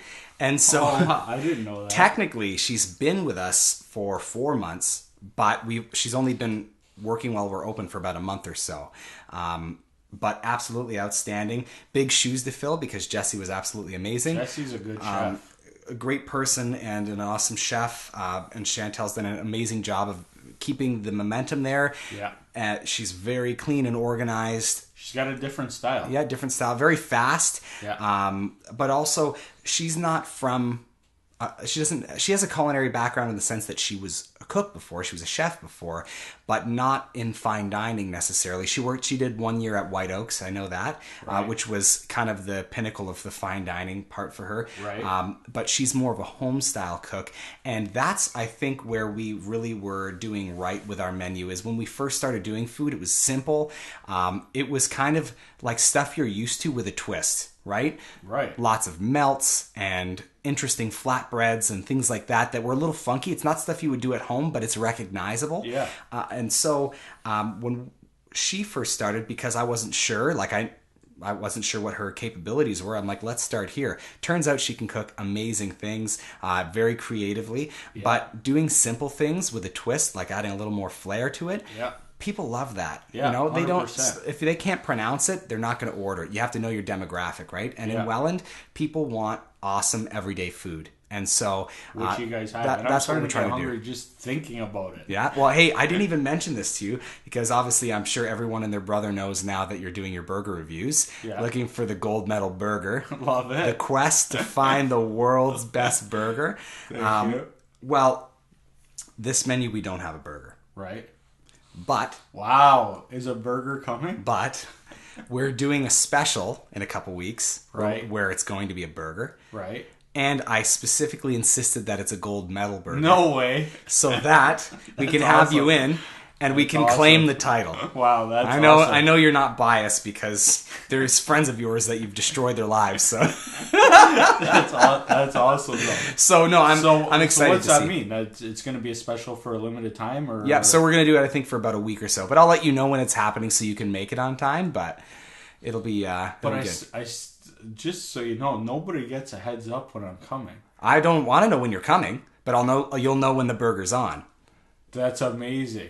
And if you want to wait, to make it even less, even more of a surprise, to answer your question, our menu is going to change in the middle of June. Oh, nice. There will be a burger on the menu. Oh, there nice. will be, yeah, and it'll be wow. bomb. So, yeah, it's gonna be bomb. So it's not gonna. The regular burger's clearly not gonna be a gold medal. No, but that's I'm fine. not gonna tell you my strategy because I'm very good at finding loopholes. And correct me if I'm wrong. Okay. Okay. Gold medal burger. Yeah. It's a bun, Yeah. a beef patty, or a patty. A patty. Yeah. Lettuce, onion, and pickle. Mm-hmm. Right? Mm-hmm. Doesn't say how any of those have to be prepared. Nope, it doesn't. It doesn't. So? You're on to something. We're smart people. I love it. We're sitting back in the sidelines. We're waiting. We're waiting to see what people are getting screwed for. I love it. And we're going to jump in hard. So. I love it. That's exciting. So we're in it to win it, baby. So you're going to have 1 week where I can come in and it's not even going to be a special order because that's what, if anybody orders... No, it's what everyone's going to order. Yeah.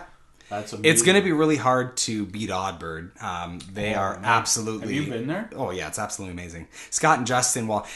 They're amazing. I know Scott because Jesse, our last chef, those two are buddies. And so we were around for the process. I was very lucky to get a tour of the place before they even opened. And I've been a few times since, probably about 4 or 5 times. It's outstanding. Those guys are awesome. They're coming on in about a month or so. I'm Great. Gonna have them here. No, man, they're doing stuff that has never happened in this region ever. Yeah. Ever. Like, and I would say even further than that. Like, they do these foie gras bites. Like, I haven't had it. Oh my god, deep fried. Wait. It's crazy. Yeah. It's like next level, man. It is. Their stuff is. I know. I saw Scott was at Counterpart in Niagara Falls New Brewery. Mm-hmm. I haven't been there. And they were doing like an oyster pop up. It was really good. Nice. Yeah. Yeah, those guys are good. They're the real deal. They are the real deal, and I'm happy to have gone there. I had heard about the place a couple times, but... Because they got a 9.1, right? 9.3. 9.3. I knew it was in the 9s. Yeah. That's really good. Crazy. Something I can't not bring up before you leave, your hair. I'd love to hear the evolution of where it was to how it got here. I've never, I don't think we've ever talked about this. No. People honestly don't believe me when I say it, but the reason I started putting it up like this was because I don't like hair touching my face, and I never knew. I'm not surprised it's a practical reason. I never knew what to do with it because I didn't like how my hair looked when I was younger, shaved, or even super short. I always had kind of like longer-ish wavy hair, right. And so grade 8 going into grade 9, I was like, you know what? Elementary school sucked. I'm gonna do high school, right? And so I cut all my hair off and just left it was like this, like maybe an inch off my head, spiked up. So some bangs. A little wave, a little flip. Mm-hmm. And so I had just started playing music at the time. I was a drummer, and in high school I started playing more like punk, metal, glam stuff, depending on which band I was in. And so it just progressively got longer, and then I started coloring it. What was the first color? Do you remember? I think it was red. I honestly don't know. Gotcha. Yeah, that's a good question. I could probably check in a picture. I don't know, but I think it was red because red's my favorite color. So, anyway, then grade 12 was the longest. It was like, you're not going to believe me because I always go by my hands. So it was a hand and a half. So it was up here. Really? Yeah. It was crazy. It was to the point where I used to drive a 98 Safari, like a GMC Safari, like that 8-passenger van. The van, yeah. Shaggin' wagon. Yeah. Like big puffy carpet, curtains. It was terrifying. Everyone was scared when I pulled up to school, but that's hilarious. It wouldn't even fit in that. I had to drive like this because my hair wouldn't fit in the van. That's hilarious. It was awful, and so that's kind of how it started. So grade 9. Yeah, and it never went away. Like for the first day? Or oh yeah, it was like going into grade 9, so the summer of grade 8. So this will be 10 years this year. Gotcha. 2009 to 2019. So does this have a name, this hairstyle? No, it has no name. But I'm losing my hair in the back, so it's coming to an end, the era. So then what? I think I joke about it, but I'm probably going to end up doing it anyway, is shaving everything but the bangs and dyeing it green, and I'll be like a pineapple. You're hilarious. I would do it. That's what scares, I think, everybody in my life is they're like, oh, Lucas, you're already like weird enough looking. Can you just like tame it down? But I don't know. Having fun. Maybe I'll wear hats. Who knows? Having fun. Doesn't matter. I like it. But no, I'm happy to chat as long as you want to chat, man. I got nowhere to go, so... I love it. I love talking to you. What else? How about let's talk about you? Because every time I see you, it's always like kind of directed this at whomever you're talking to, right? So why real estate? Good question. So I started recognizing real estate as something I might want to do in high school. So all your buddies driving Jags, and you're like, yeah, that's what I got to do. No, I don't. There wasn't like a big presence for it or anything. But so I grew up on a family farm. So entrepreneur spirit's been in me since I was a kid. Real estate, I thought growing up on a farm and in a business, I always had an appreciation for anything anybody did. So real estate is even harder than I thought, but I never thought it was like a lot of people I talked to. They think you put up a sign. Yeah, sold. I know it's not. I knew that, but what drew me to it was knowing one of my favorite things in life is people. And in real estate, you're dealing with people and you're dealing with big assets. So I'm like, there's an opportunity there to work with people, what I like, big assets, and make money, right? So these things kind of tied together. But in high school, when I was starting to think about it, and when I actually applied for universities, I applied for 3 programs, one of them being the real estate program at Guelph. They have, I don't even know exactly what it was, but I was already drawn towards real estate. But I got a late acceptance into Guelph and got accepted to Brock for business. So I went for that. But my interest was in high school, but it stemmed away. And I went for business, took HR. I was playing poker for a while, which was awesome. Really? Yeah, I was doing that, making money for about a couple of years. Dan Bilzerian. Yeah, he's got quite the life. Where's your jet skis, man? Yeah, no, he's crazy. He's wild. I don't know. He's living the life. Something crazy. But yeah, and then when I was in HR, what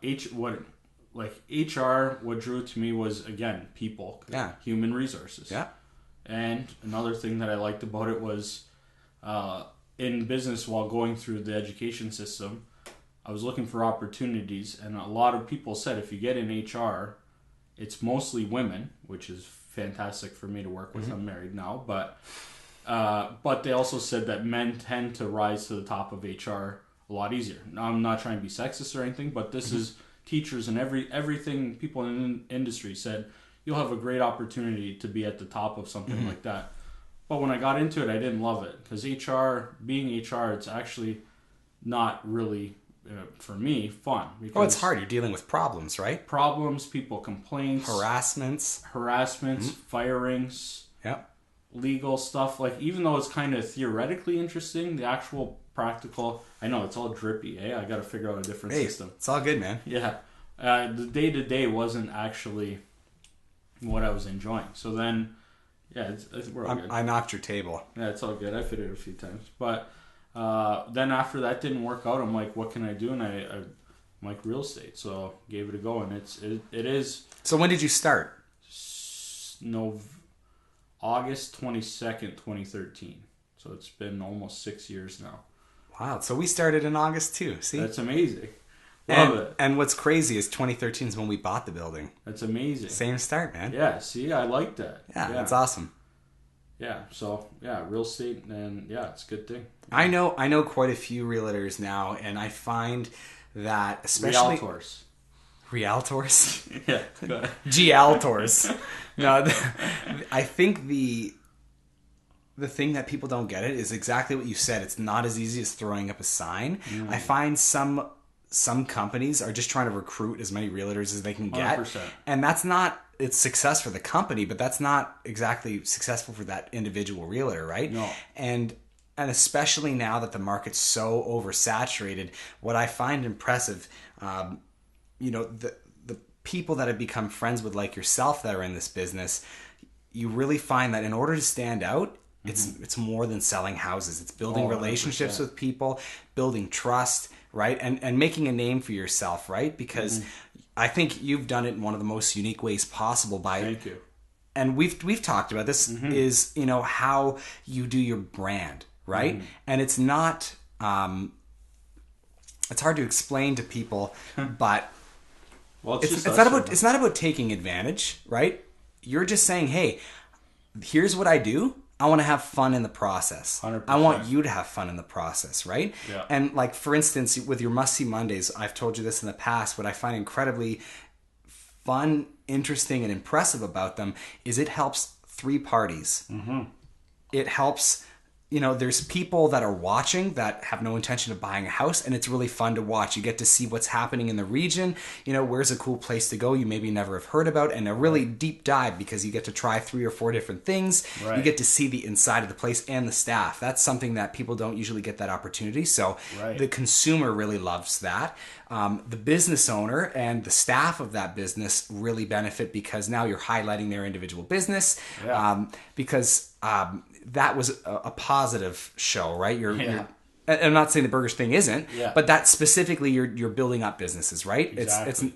It's more of a you got to eat here more than something else, and so they benefit. But then there's you, right? Yeah. Because obviously at the end of the day, what you're trying to do is build the brand, right? Awareness. And that's great, but you're helping people along the way. And I think that's what's really amazing about it, because same thing with me, right? With my shop is of course, all of us want to make a living. No one wants to take advantage of anybody. Yeah. There's nothing wrong with building a business or making money. Exactly. But if you can help people while you do that, that's awesome. It's winning. Very few people do that. There are some businesses now that they call them social enterprises, right? Because you're building a business, but you're helping people along the way. And I think that is not only impressive, but it's very, how would I say this? Very progressive of you. Yeah, I appreciate that. And I think it's really cool. Even this. You're not getting paid for this. No. Right? You're here because you're trying to share people's stories. Yeah. And along the way, it highlights what you do, what I do, and what everyone else who joins you on this show does. And I think it's just such an awesome thing, because if you can Cheers. Yeah, you can further your future. Or quite the opposite. You can bring your future closer to you by pushing people towards theirs. And that's what's really cool. See, I really appreciate all those kind words. Mm-hmm. And I like how you recognize. I remember the first time we talked about that, and I'm like, he gets it. Because I do take a different approach to a lot of things. My marketing being clear. And because when I started, it was win-win for everything. But it was hard for me to get started too, because I had been in real estate already 3-4 years before doing any video marketing. And I work with a company that helps me do this. But I remember when we were coming up with ideas to how to do videos and the Must-See Mondays and everything, I never thought anybody would want to watch. Because I'm like, who's going to want to watch some fat guy eating food? Shut up. Right? But I'm like, who's going to want to watch? I'm like, even to me. But then what got me in the end is it boils back down to now what's winning for me on my side. Was part of the goal was building traffic and getting traffic to my website to get people looking at my listings so I can sell my listings. Yeah.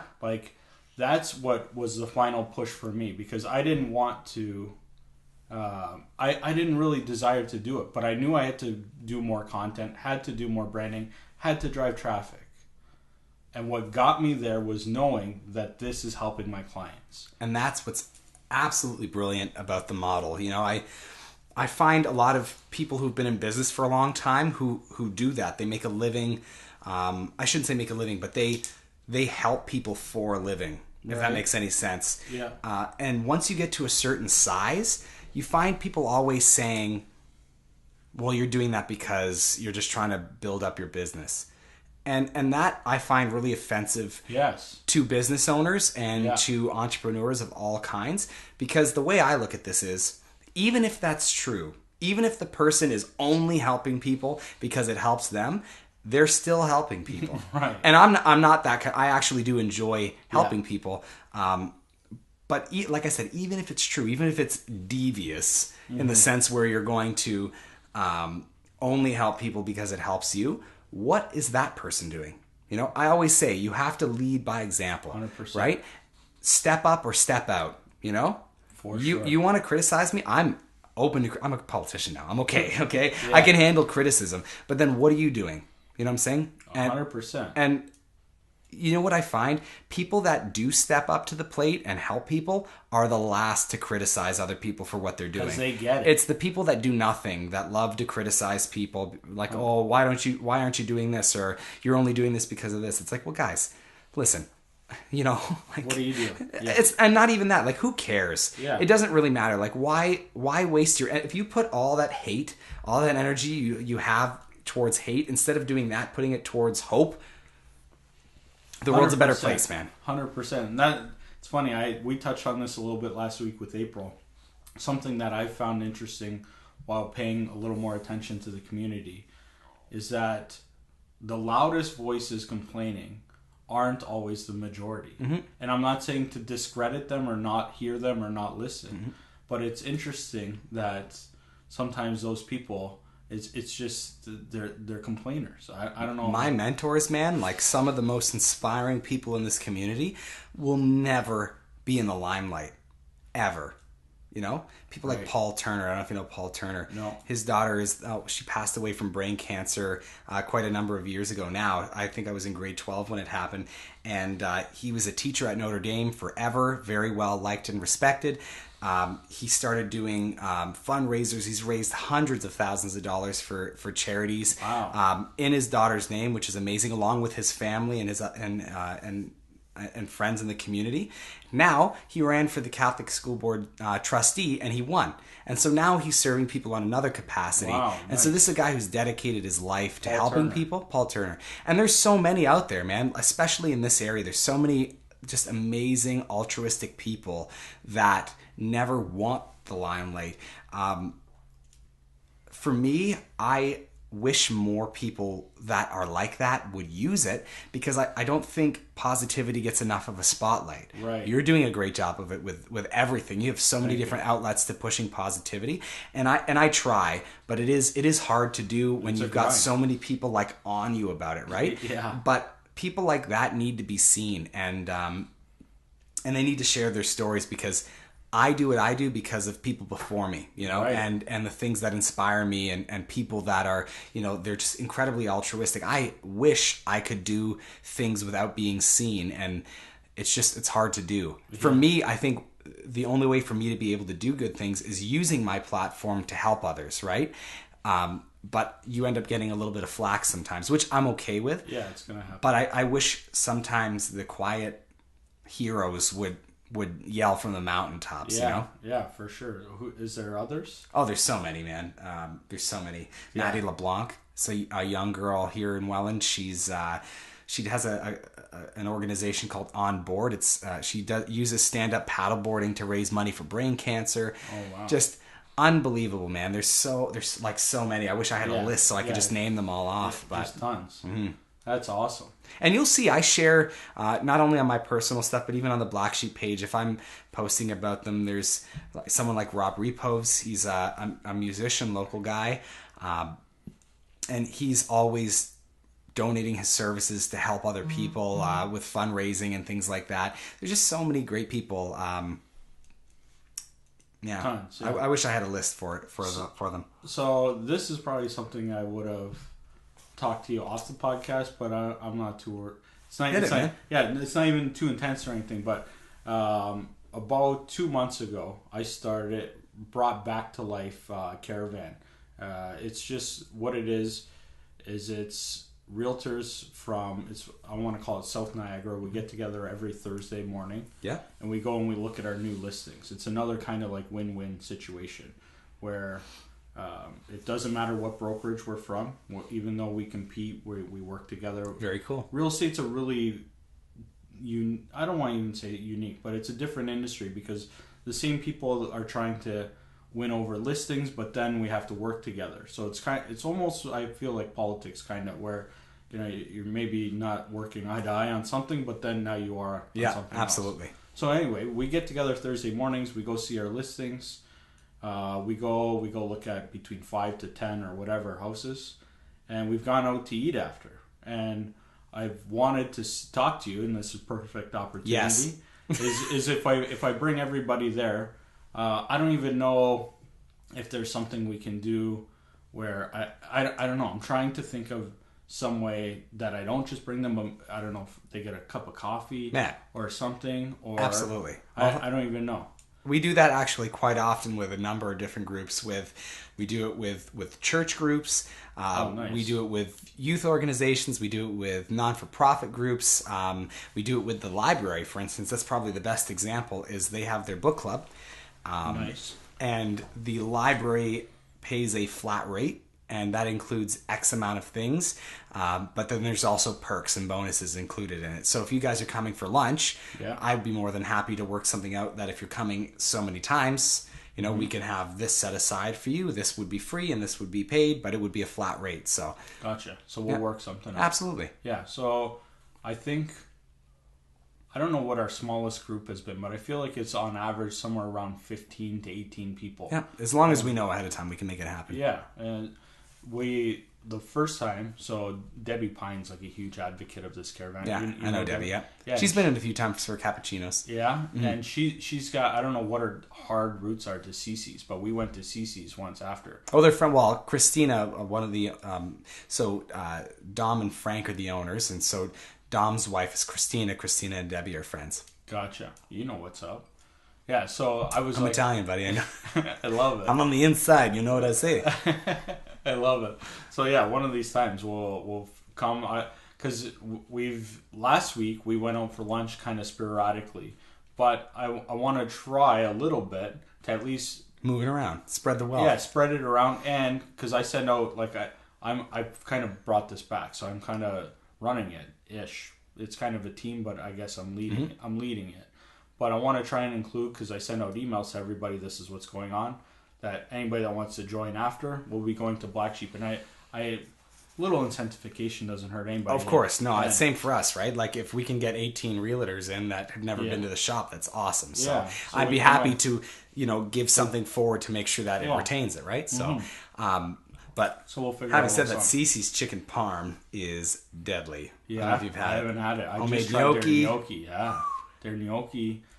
So this is interesting. That's Lucia in the back. She's good. She's rolling the gnocchi. It's so good. So good. So I had one of my Italian friends. He tells me the Rex is the best gnocchi, and then I don't think I've had the gnocchi from the Rex. So I don't know if they don't use potatoes, but good they pizza had, though. Yeah, pizza's great. The OV's great there. Oh, of course. Yeah, but he told me go try it because it's ricotta cheese base.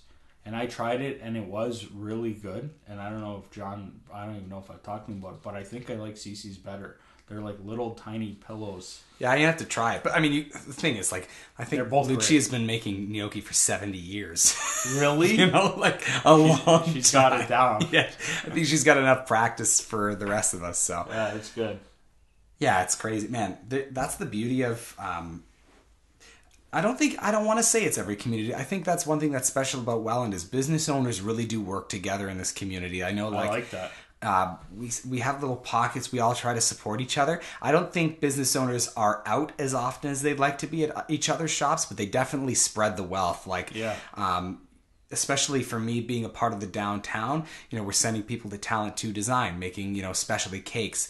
Mama Misfits for cheesecake. I still haven't tried that. Sending them down to Mateo's. Amazing, like Mateo's. You mentioned Stellar. That's where Jesse is now. Yeah, and you mentioned that. I've never seen this before, where it's a different restaurant at lunch. Yes, Matina's at Mateo's. Okay, so this concept is amazing. Yeah. I've never heard of that before, but it's really cool. Yeah, and I went for lunch one day, and they're like, "This is not Mateo's. Matini's in Mateo's," and I'm like, "What?" And it took me a second. I'm like, this is so sick. It's crazy. Yeah. I love it. It's a brilliant concept. Then you've got something really strange like the Vegan Hippie Chick. You've done a must-see Monday there. Yeah. I think maybe two, actually. One for sure. For sure.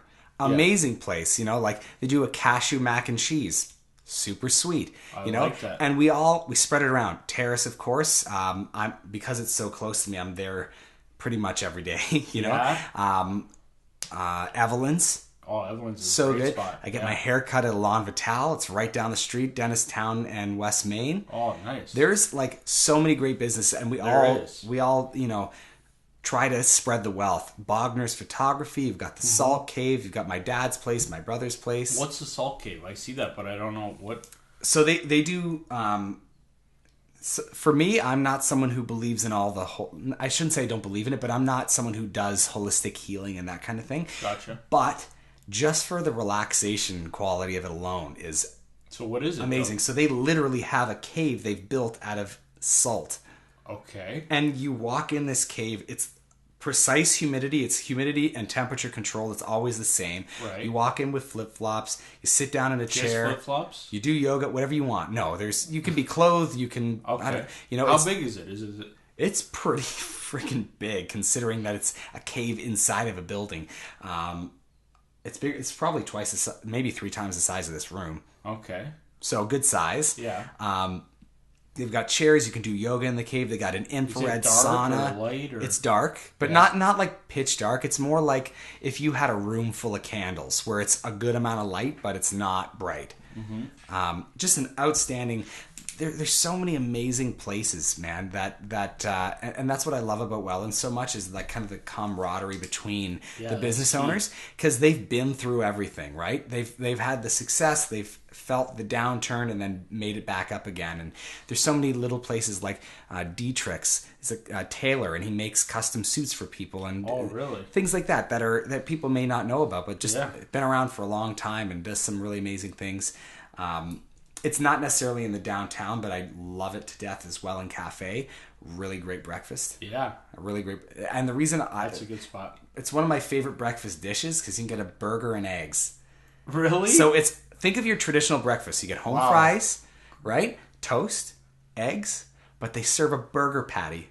Really? They make their own hot sauce in-house. They make their own burger patties. Outstanding. That's because awesome. For me, it's going to sound horrible, but I don't love steak.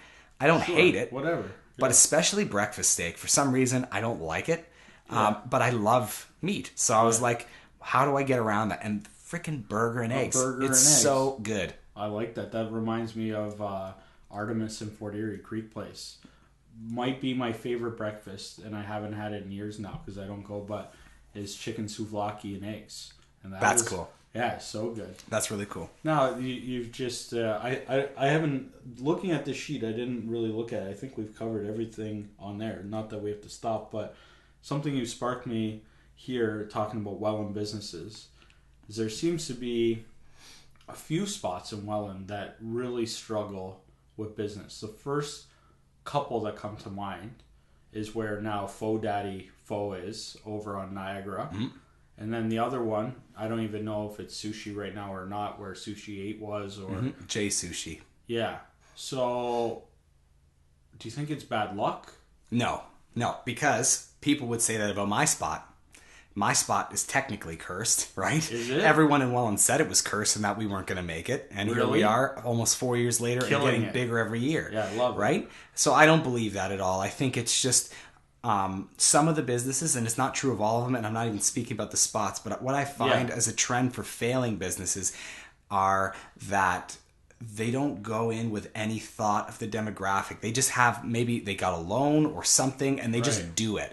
And like you can't just sell a house. Yeah. Right? You have to know the market. Yeah. You need to know who's buying. You need to know who's selling. You need to have some background information, right? For sure. And at least a little insight to the community. It's a huge part of it.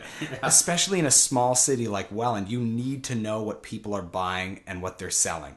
And so I think that's a big mistake people make is they just open and they just hope for the best. Right. Sometimes it works out, like with us. I had no clue what I was doing, and we got very lucky. But I did what I believed in, right? Yeah. And it worked. It didn't matter the space because I wasn't going to let it fail. This is, we have to push and we have to make sure that we stick to our values, but we also listen to people, right? But I have heard incredible things about Big Daddy Pho in the Best Value End. I've heard amazing things. I've been 2 or 3 times already. I'm going this upcoming week because I've been told by so many foodies that I know that it's great. So I'll tell you my perspective. So it's now Pho, I believe Pho Real, Highway 25 now. It used to be Photo. Yeah, I'm there every week, man. That's probably the restaurant I've gone to more than any other. Me too, actually. Yeah? I'm honestly, Katie and I go there at least once a week. I love it. Outrageously good and inexpensive. Yeah, everything good. Quick, inexpensive, fresh, delicious, service is great. What do you normally get there? 216A. That's my wonton thing. soup? It's not wonton. It's wonton with seafood. Yeah, nice. Yeah. That's a good one. And what I've been doing recently is I can't remember which one it is. I think it's like a 321. That's one of the. But it's soups. with noodles. No, it's not a soup. It's a noodle dish, and it's so good. Yeah, so good. I tend to get the rare beef pho or whatever. Love that. My favorite are the little eggs that when you break them open, there's just it's like those are great. Like a medium boiled, so it's just like a thick runny Yeah. yolk. It's so good. So I went to Pho Daddy 2 or 3 times, and it is really good. Good. Yeah. So I don't know if but I don't now because I love the other one so much. Like the girls over there, like those. Yeah, they're girls so are great. sweet. Like so now I feel like I'm cheating on them by going to the other one. Well, you got to spread the wealth, man. Of course, but now it's like I don't even know which one to go to because it's good. That's good. Well, it's great to hear because, I mean, obviously, biasly as a Wellander, I want Welland places to do well, and we need more ethnic cuisine in Welland because we don't have enough. Or I would go as far as saying we hardly have any. Believe it or not, Bear Sushi in the mall, unreal, man. I haven't even tried it. They make the sushi there, but it's pre-done, but it's still fresh every day, right? Every hour they're rotating new sushi. Wow. And it's crazy good. The thing is, like that I think people don't get is they're paying like $7, $8, $9 for a roll, depending on what you get, and they're like, "That's crazy." But I'm like, think about this for a second. When you go for all you can eat, it's like $30 for lunch, $36 for dinner, pretty much anywhere. And yeah, you get a whole bunch of stuff, but you're not even really enjoying it, right? Yeah. And I'm not saying that everywhere you go is going to be bad quality, but think about how good it has to be for an $8 roll. Exactly. It's wildly good. And they do bubble tea and everything, and it's outrageously good. And it's in the mall. I'm going to have to try that. So good. Another place I didn't mention that I love is Ye Old Squire, too. I just had a burger there, and it was great. They do a really, really good job there. They do. I didn't even... And it's funny because I hadn't been when they opened for years. And I think it's because I just don't like going to the mall very much. And I don't know, because it doesn't feel as intimate. But as soon as you get into Ye Old Squire, you forget where you are. It's like a little oasis on its own. It's a good spot. Owners are great people. The staff are great. The food's great. I go there pretty often now, too. What do you like getting from there? When I'm not trying to eat healthy, the Reuben. Yeah. They have a good Reuben. And if you're healthy, a salad or something? No, they have some really nice rice dishes. Nice. Tiki masala, really good. Nice. So, I don't know if we answered this, though. Those spots. Oh, yeah, about being cursed or whatever. Like just the struggle. And I don't... There's even another spot closer to you that's had a hard time, but doesn't matter. Please, God, don't talk about it. No problem. But no, yeah, it's funny. I don't know, man. I don't know what the answer is, but some of those things maybe just going in there and just try and customers have to. People that love it have to spread the wealth, right? Yeah. So, like you bringing it up today, that sparks my memory again. We're talking to who knows how many people that can say, "Hey, we have first witness that this place serves good food. Go try it out." Yeah. Shouldn't matter what's in there, Yeah. I mean, it took me forever. We went 3 days. When we first opened, man, like the first couple months, we had 3 days without a single customer. No way. Because we only had myself and Jesse. We had no other staff at the time. And him and I, for 3 days, hung out. Really? No customers. Really? Because no one wanted to come there. Because they're like, oh my God, that's the old Times Square. It's probably a bad bar. It's probably sketchy. Yeah. And then it took the rare few brave people that came. Was that scary? Oh, it was terrifying, man. It's terrifying. But that's why I don't believe that to always be true. Jay Sushi seems to be doing okay. I don't know. I haven't been. I was there one time. I don't know why I haven't been back. I remember the food being good. Yeah. Because that's been a lot of things that spot. I can't even remember all the businesses. The first thing I remember when I first moved to Welland was Eastside Mario's. Right. And I remember that. Shoeless Joe's. I don't know, before or after. After. Yeah. I was at Shoeless Joe's. And it's been a couple... But I don't love chains. Like, I'm not someone... Same. I shouldn't say that because I freaking love Popeyes and I love A&W. Yeah. I don't frequent chains. I love that stuff. But I don't do it often, but... I think I'll probably have Popeyes tonight, I think. Yeah. I like it. Sundays, that's when I eat my cheat meal. Nice. So my brother, so I have to give him a plug, so give my dad a plug. Of course, yeah. Right? 100%. Forge Fitness, 54 Niagara Street. He's a personal trainer. Nice. Buff daddy. You should see this guy. He's enormous. It's kind of annoying. He's younger than you? He's 22. Okay, so almost the same, yeah. And 22. And he's jacked. He's enormous. Trainer. Yeah. And without steroids. Without steroids. I love to joke about it, but real talk, my brother, he when he was 16, he got diagnosed with systemic juvenile arthritis, which is a really rare condition, and people think it's kind of just your wrists and whatever, but that particular strain is muscle and joint. It's an autoimmune disease. So he's got this disease and he's jacked. Yes, and so why it's so exciting for me is when he first got diagnosed, it was pretty much just soreness. A year later, he couldn't even put his own socks on, or walk or anything. Like, he needed help with everything. For almost 2 years, it was that bad. And the doctor he got recommended to in Hamilton's the one that founded the McMaster Children's Center. Okay, this guy's like god of medicine. And he told my brother, he's like, listen, I know you're in pain, but you got to suck it up.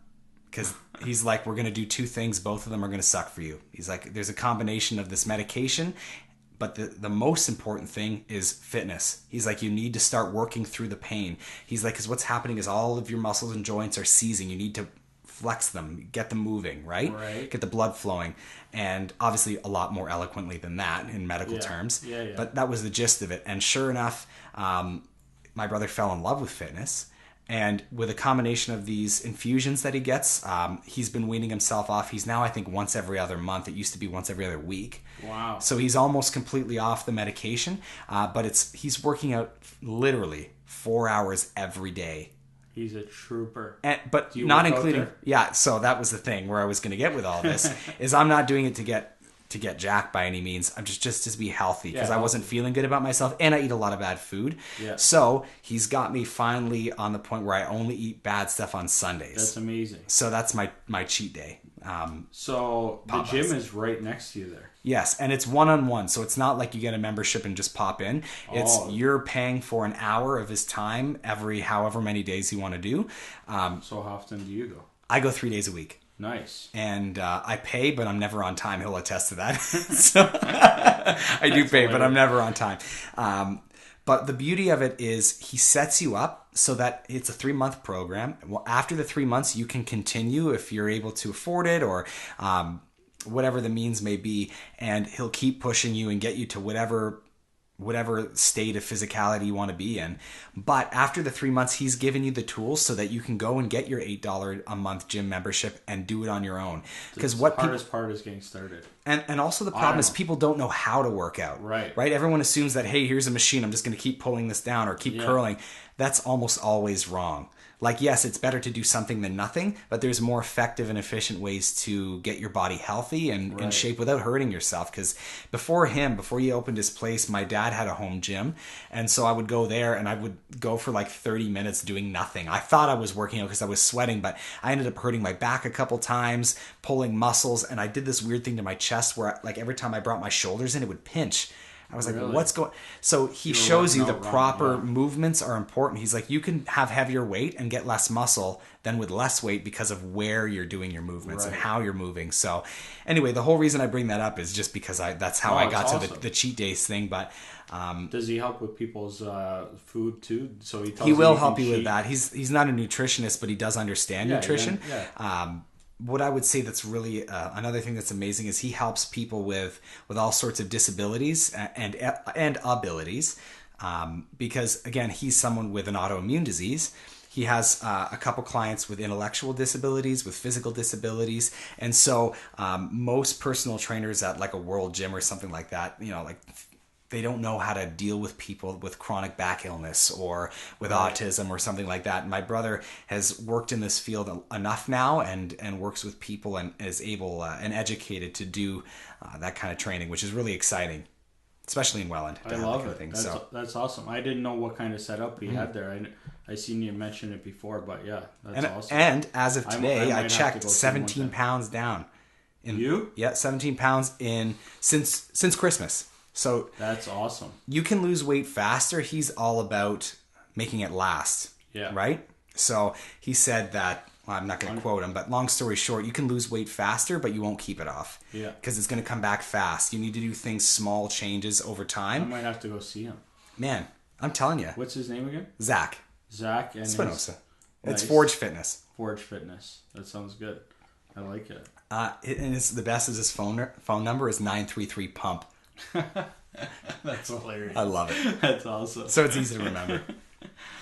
So I'll have no reason not to call him because I'll remember that. No, and that's the thing, man, because like I love going out to eat, right? And so now, but I find most of the time when I go out to eat, it's not to eat something special. I just want to eat, and I don't like eating at home, right? So you go out and you eat something that you're not really in love with just because you're eating out, and it's not good for you either, right? So you can find stuff at pretty much every restaurant that's going to fit within your means so that you can eat well. Yeah. And it'll also taste good, you know? So now when I go out, I know what to look for. I still try to eat at least 2 meals at home, so you know you're eating well. Yeah. And also, if you're going to eat poorly, you can have it. It's all about intuitive eating, right? So you know, like tonight, I knew I was going to eat Popeyes, and even though it's cheat day, I had 2 eggs and an avocado for breakfast. Oh, that's awesome. Then I had a Cobb salad for lunch. Right, Nice. so my protein, you got chicken and eggs, and then you got a bunch of veg with vinaigrette. So you're talking about minimal calories, right? Yeah, now tonight, you're gonna have a couple beers, gonna I have love some it. Popeyes and a biscuit. You know, it's gonna be love good. it.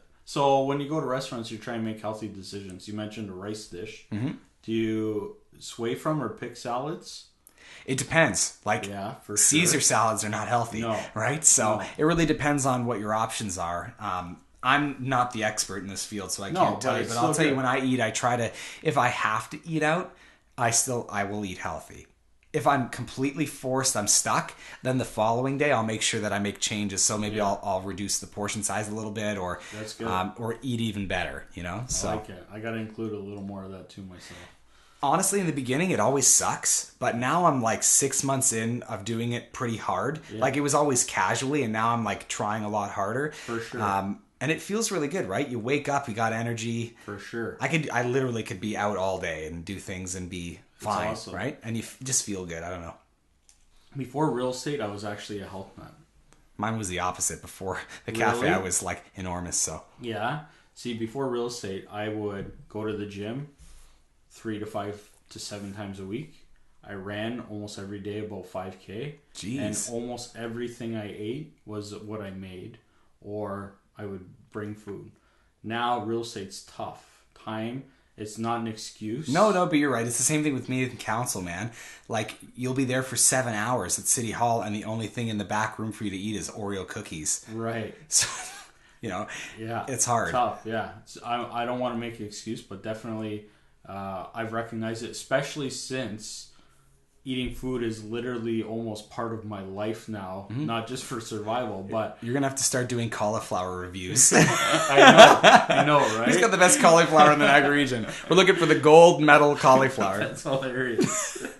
That would be hilarious. I think we've covered a lot of good stuff. I think the last... do you have one last topic that we... Because we could probably do this until... Midnight, probably. Yeah, but no, forever. it's probably good to wrap it up. I think to sum this all up for anyone who's skipping from chunk to chunk, or if you've watched it the whole way through, something that I always like to get across to anyone I speak to, including yourself, is be a part of the solution, not part of the problem. I love it. And I love that. trying is good enough, because I find... for instance, when with me, I'm really trying hard to make our business have less of an eco footprint. You know, I don't want us being wasteful, throwing things in the garbage. Efficiencies and things like that in our equipment, trying to make sure we cut down on what we're emitting into the environment. Right. And so people will criticize, saying, "Well, you guys claim to be eco-friendly, but you know you still have plastic lids." It's like, okay, yes, but our cups are biodegradable, our bags are biodegradable. We've switched to LEDs. We're doing this. Like, What about the straws? the straws are metal. We have metal straws. Thank you for reminding me. Yeah. So we're making changes, right? So instead of saying, "Oh, well, you guys aren't doing enough," you can think it all you want. I'm not trying to stop people from saying things, but just be a part of the solution. Yeah, I 100,000,000% agree. It's hard sometimes, honestly. Not for me. It's hard for anyone to, be better every day. But the It's there. It's actually easy. It's hard to implement it, but the answer is right in front of you. 100%. And so you just have to start making steps towards the right direction, and eventually you will get there. Yeah. And so I never, especially now that I'm trying to be better, not just for the business, but myself in general. Like every day I wake up and I'm thinking, okay, what can I do to be less harmful to the environment? What can I do to be a better person to my 100%. family and friends? Or, how can I be a better boss? I have to stop you for 1 second. Go. That mentality is, if I don't know what portion of people have it or not, but if more people were like that, or if that type of mentality is a key to life, and I wish more people were like that. I don't know if it's majority or minority or not, but hearing you say that, because I live the same way. Every day I want to try with all aspects. You can't accomplish all of them all the time, but if you're always trying to be better, you're not idle and you're not going backwards. So absolutely. I love hearing that. And you're going to fail. Like I fail probably equal amount of times to succeeding. Sure. But the whole thing is you have to have that mindset. You have to be moving 100%. forward. I'm very lucky, like I said before, to have that support system. My family, my friends, my staff. I could not be the person that I am. I could not live the life that I have without that support system. And so everyone should look on themselves to say, you 100%. Are that support system for somebody else. Exactly. So to be there for people, to be positive, because it is so easy to be negative, and it's a cliche, but it's true. It really is easier to be negative than positive. But at the same time, once you subscribe to the positive mentality, there's no going back. I find my life is so easy now because I want it to be. Yeah, exactly. People, their lives are difficult most of the time because they allow it to be. They want it to be in some capacity, because someone who, let's say a young person who doesn't have a job, they're like, oh, I don't have a job. You have it easy because you're already working. It's like, well, have you sent out any resumes this week? No. Well, maybe start printing out resumes, or if you want to be eco like me, send them by email. Exactly. And explain that. Say, hey, I'm a young person. This is my skill set. I'm sending this by email because I don't want to be wasteful or impactful to the environment. Exactly. They're going to think, wow, that really stands out. Exactly. So whatever you do, just keep that in mind, because again, like I said, I'm in politics now, so I can handle criticism, and I actually enjoy it sometimes because it pushes me to be better. Exactly. That's good. But for the average person, which we all are, just be better every day. Yeah, try to be kind to people. Ellen says it best. Just be kind to one another. Who says this? Ellen DeGeneres, every show. Oh, Ellen, nice. Be kind to one another. Yeah, no doubt. Think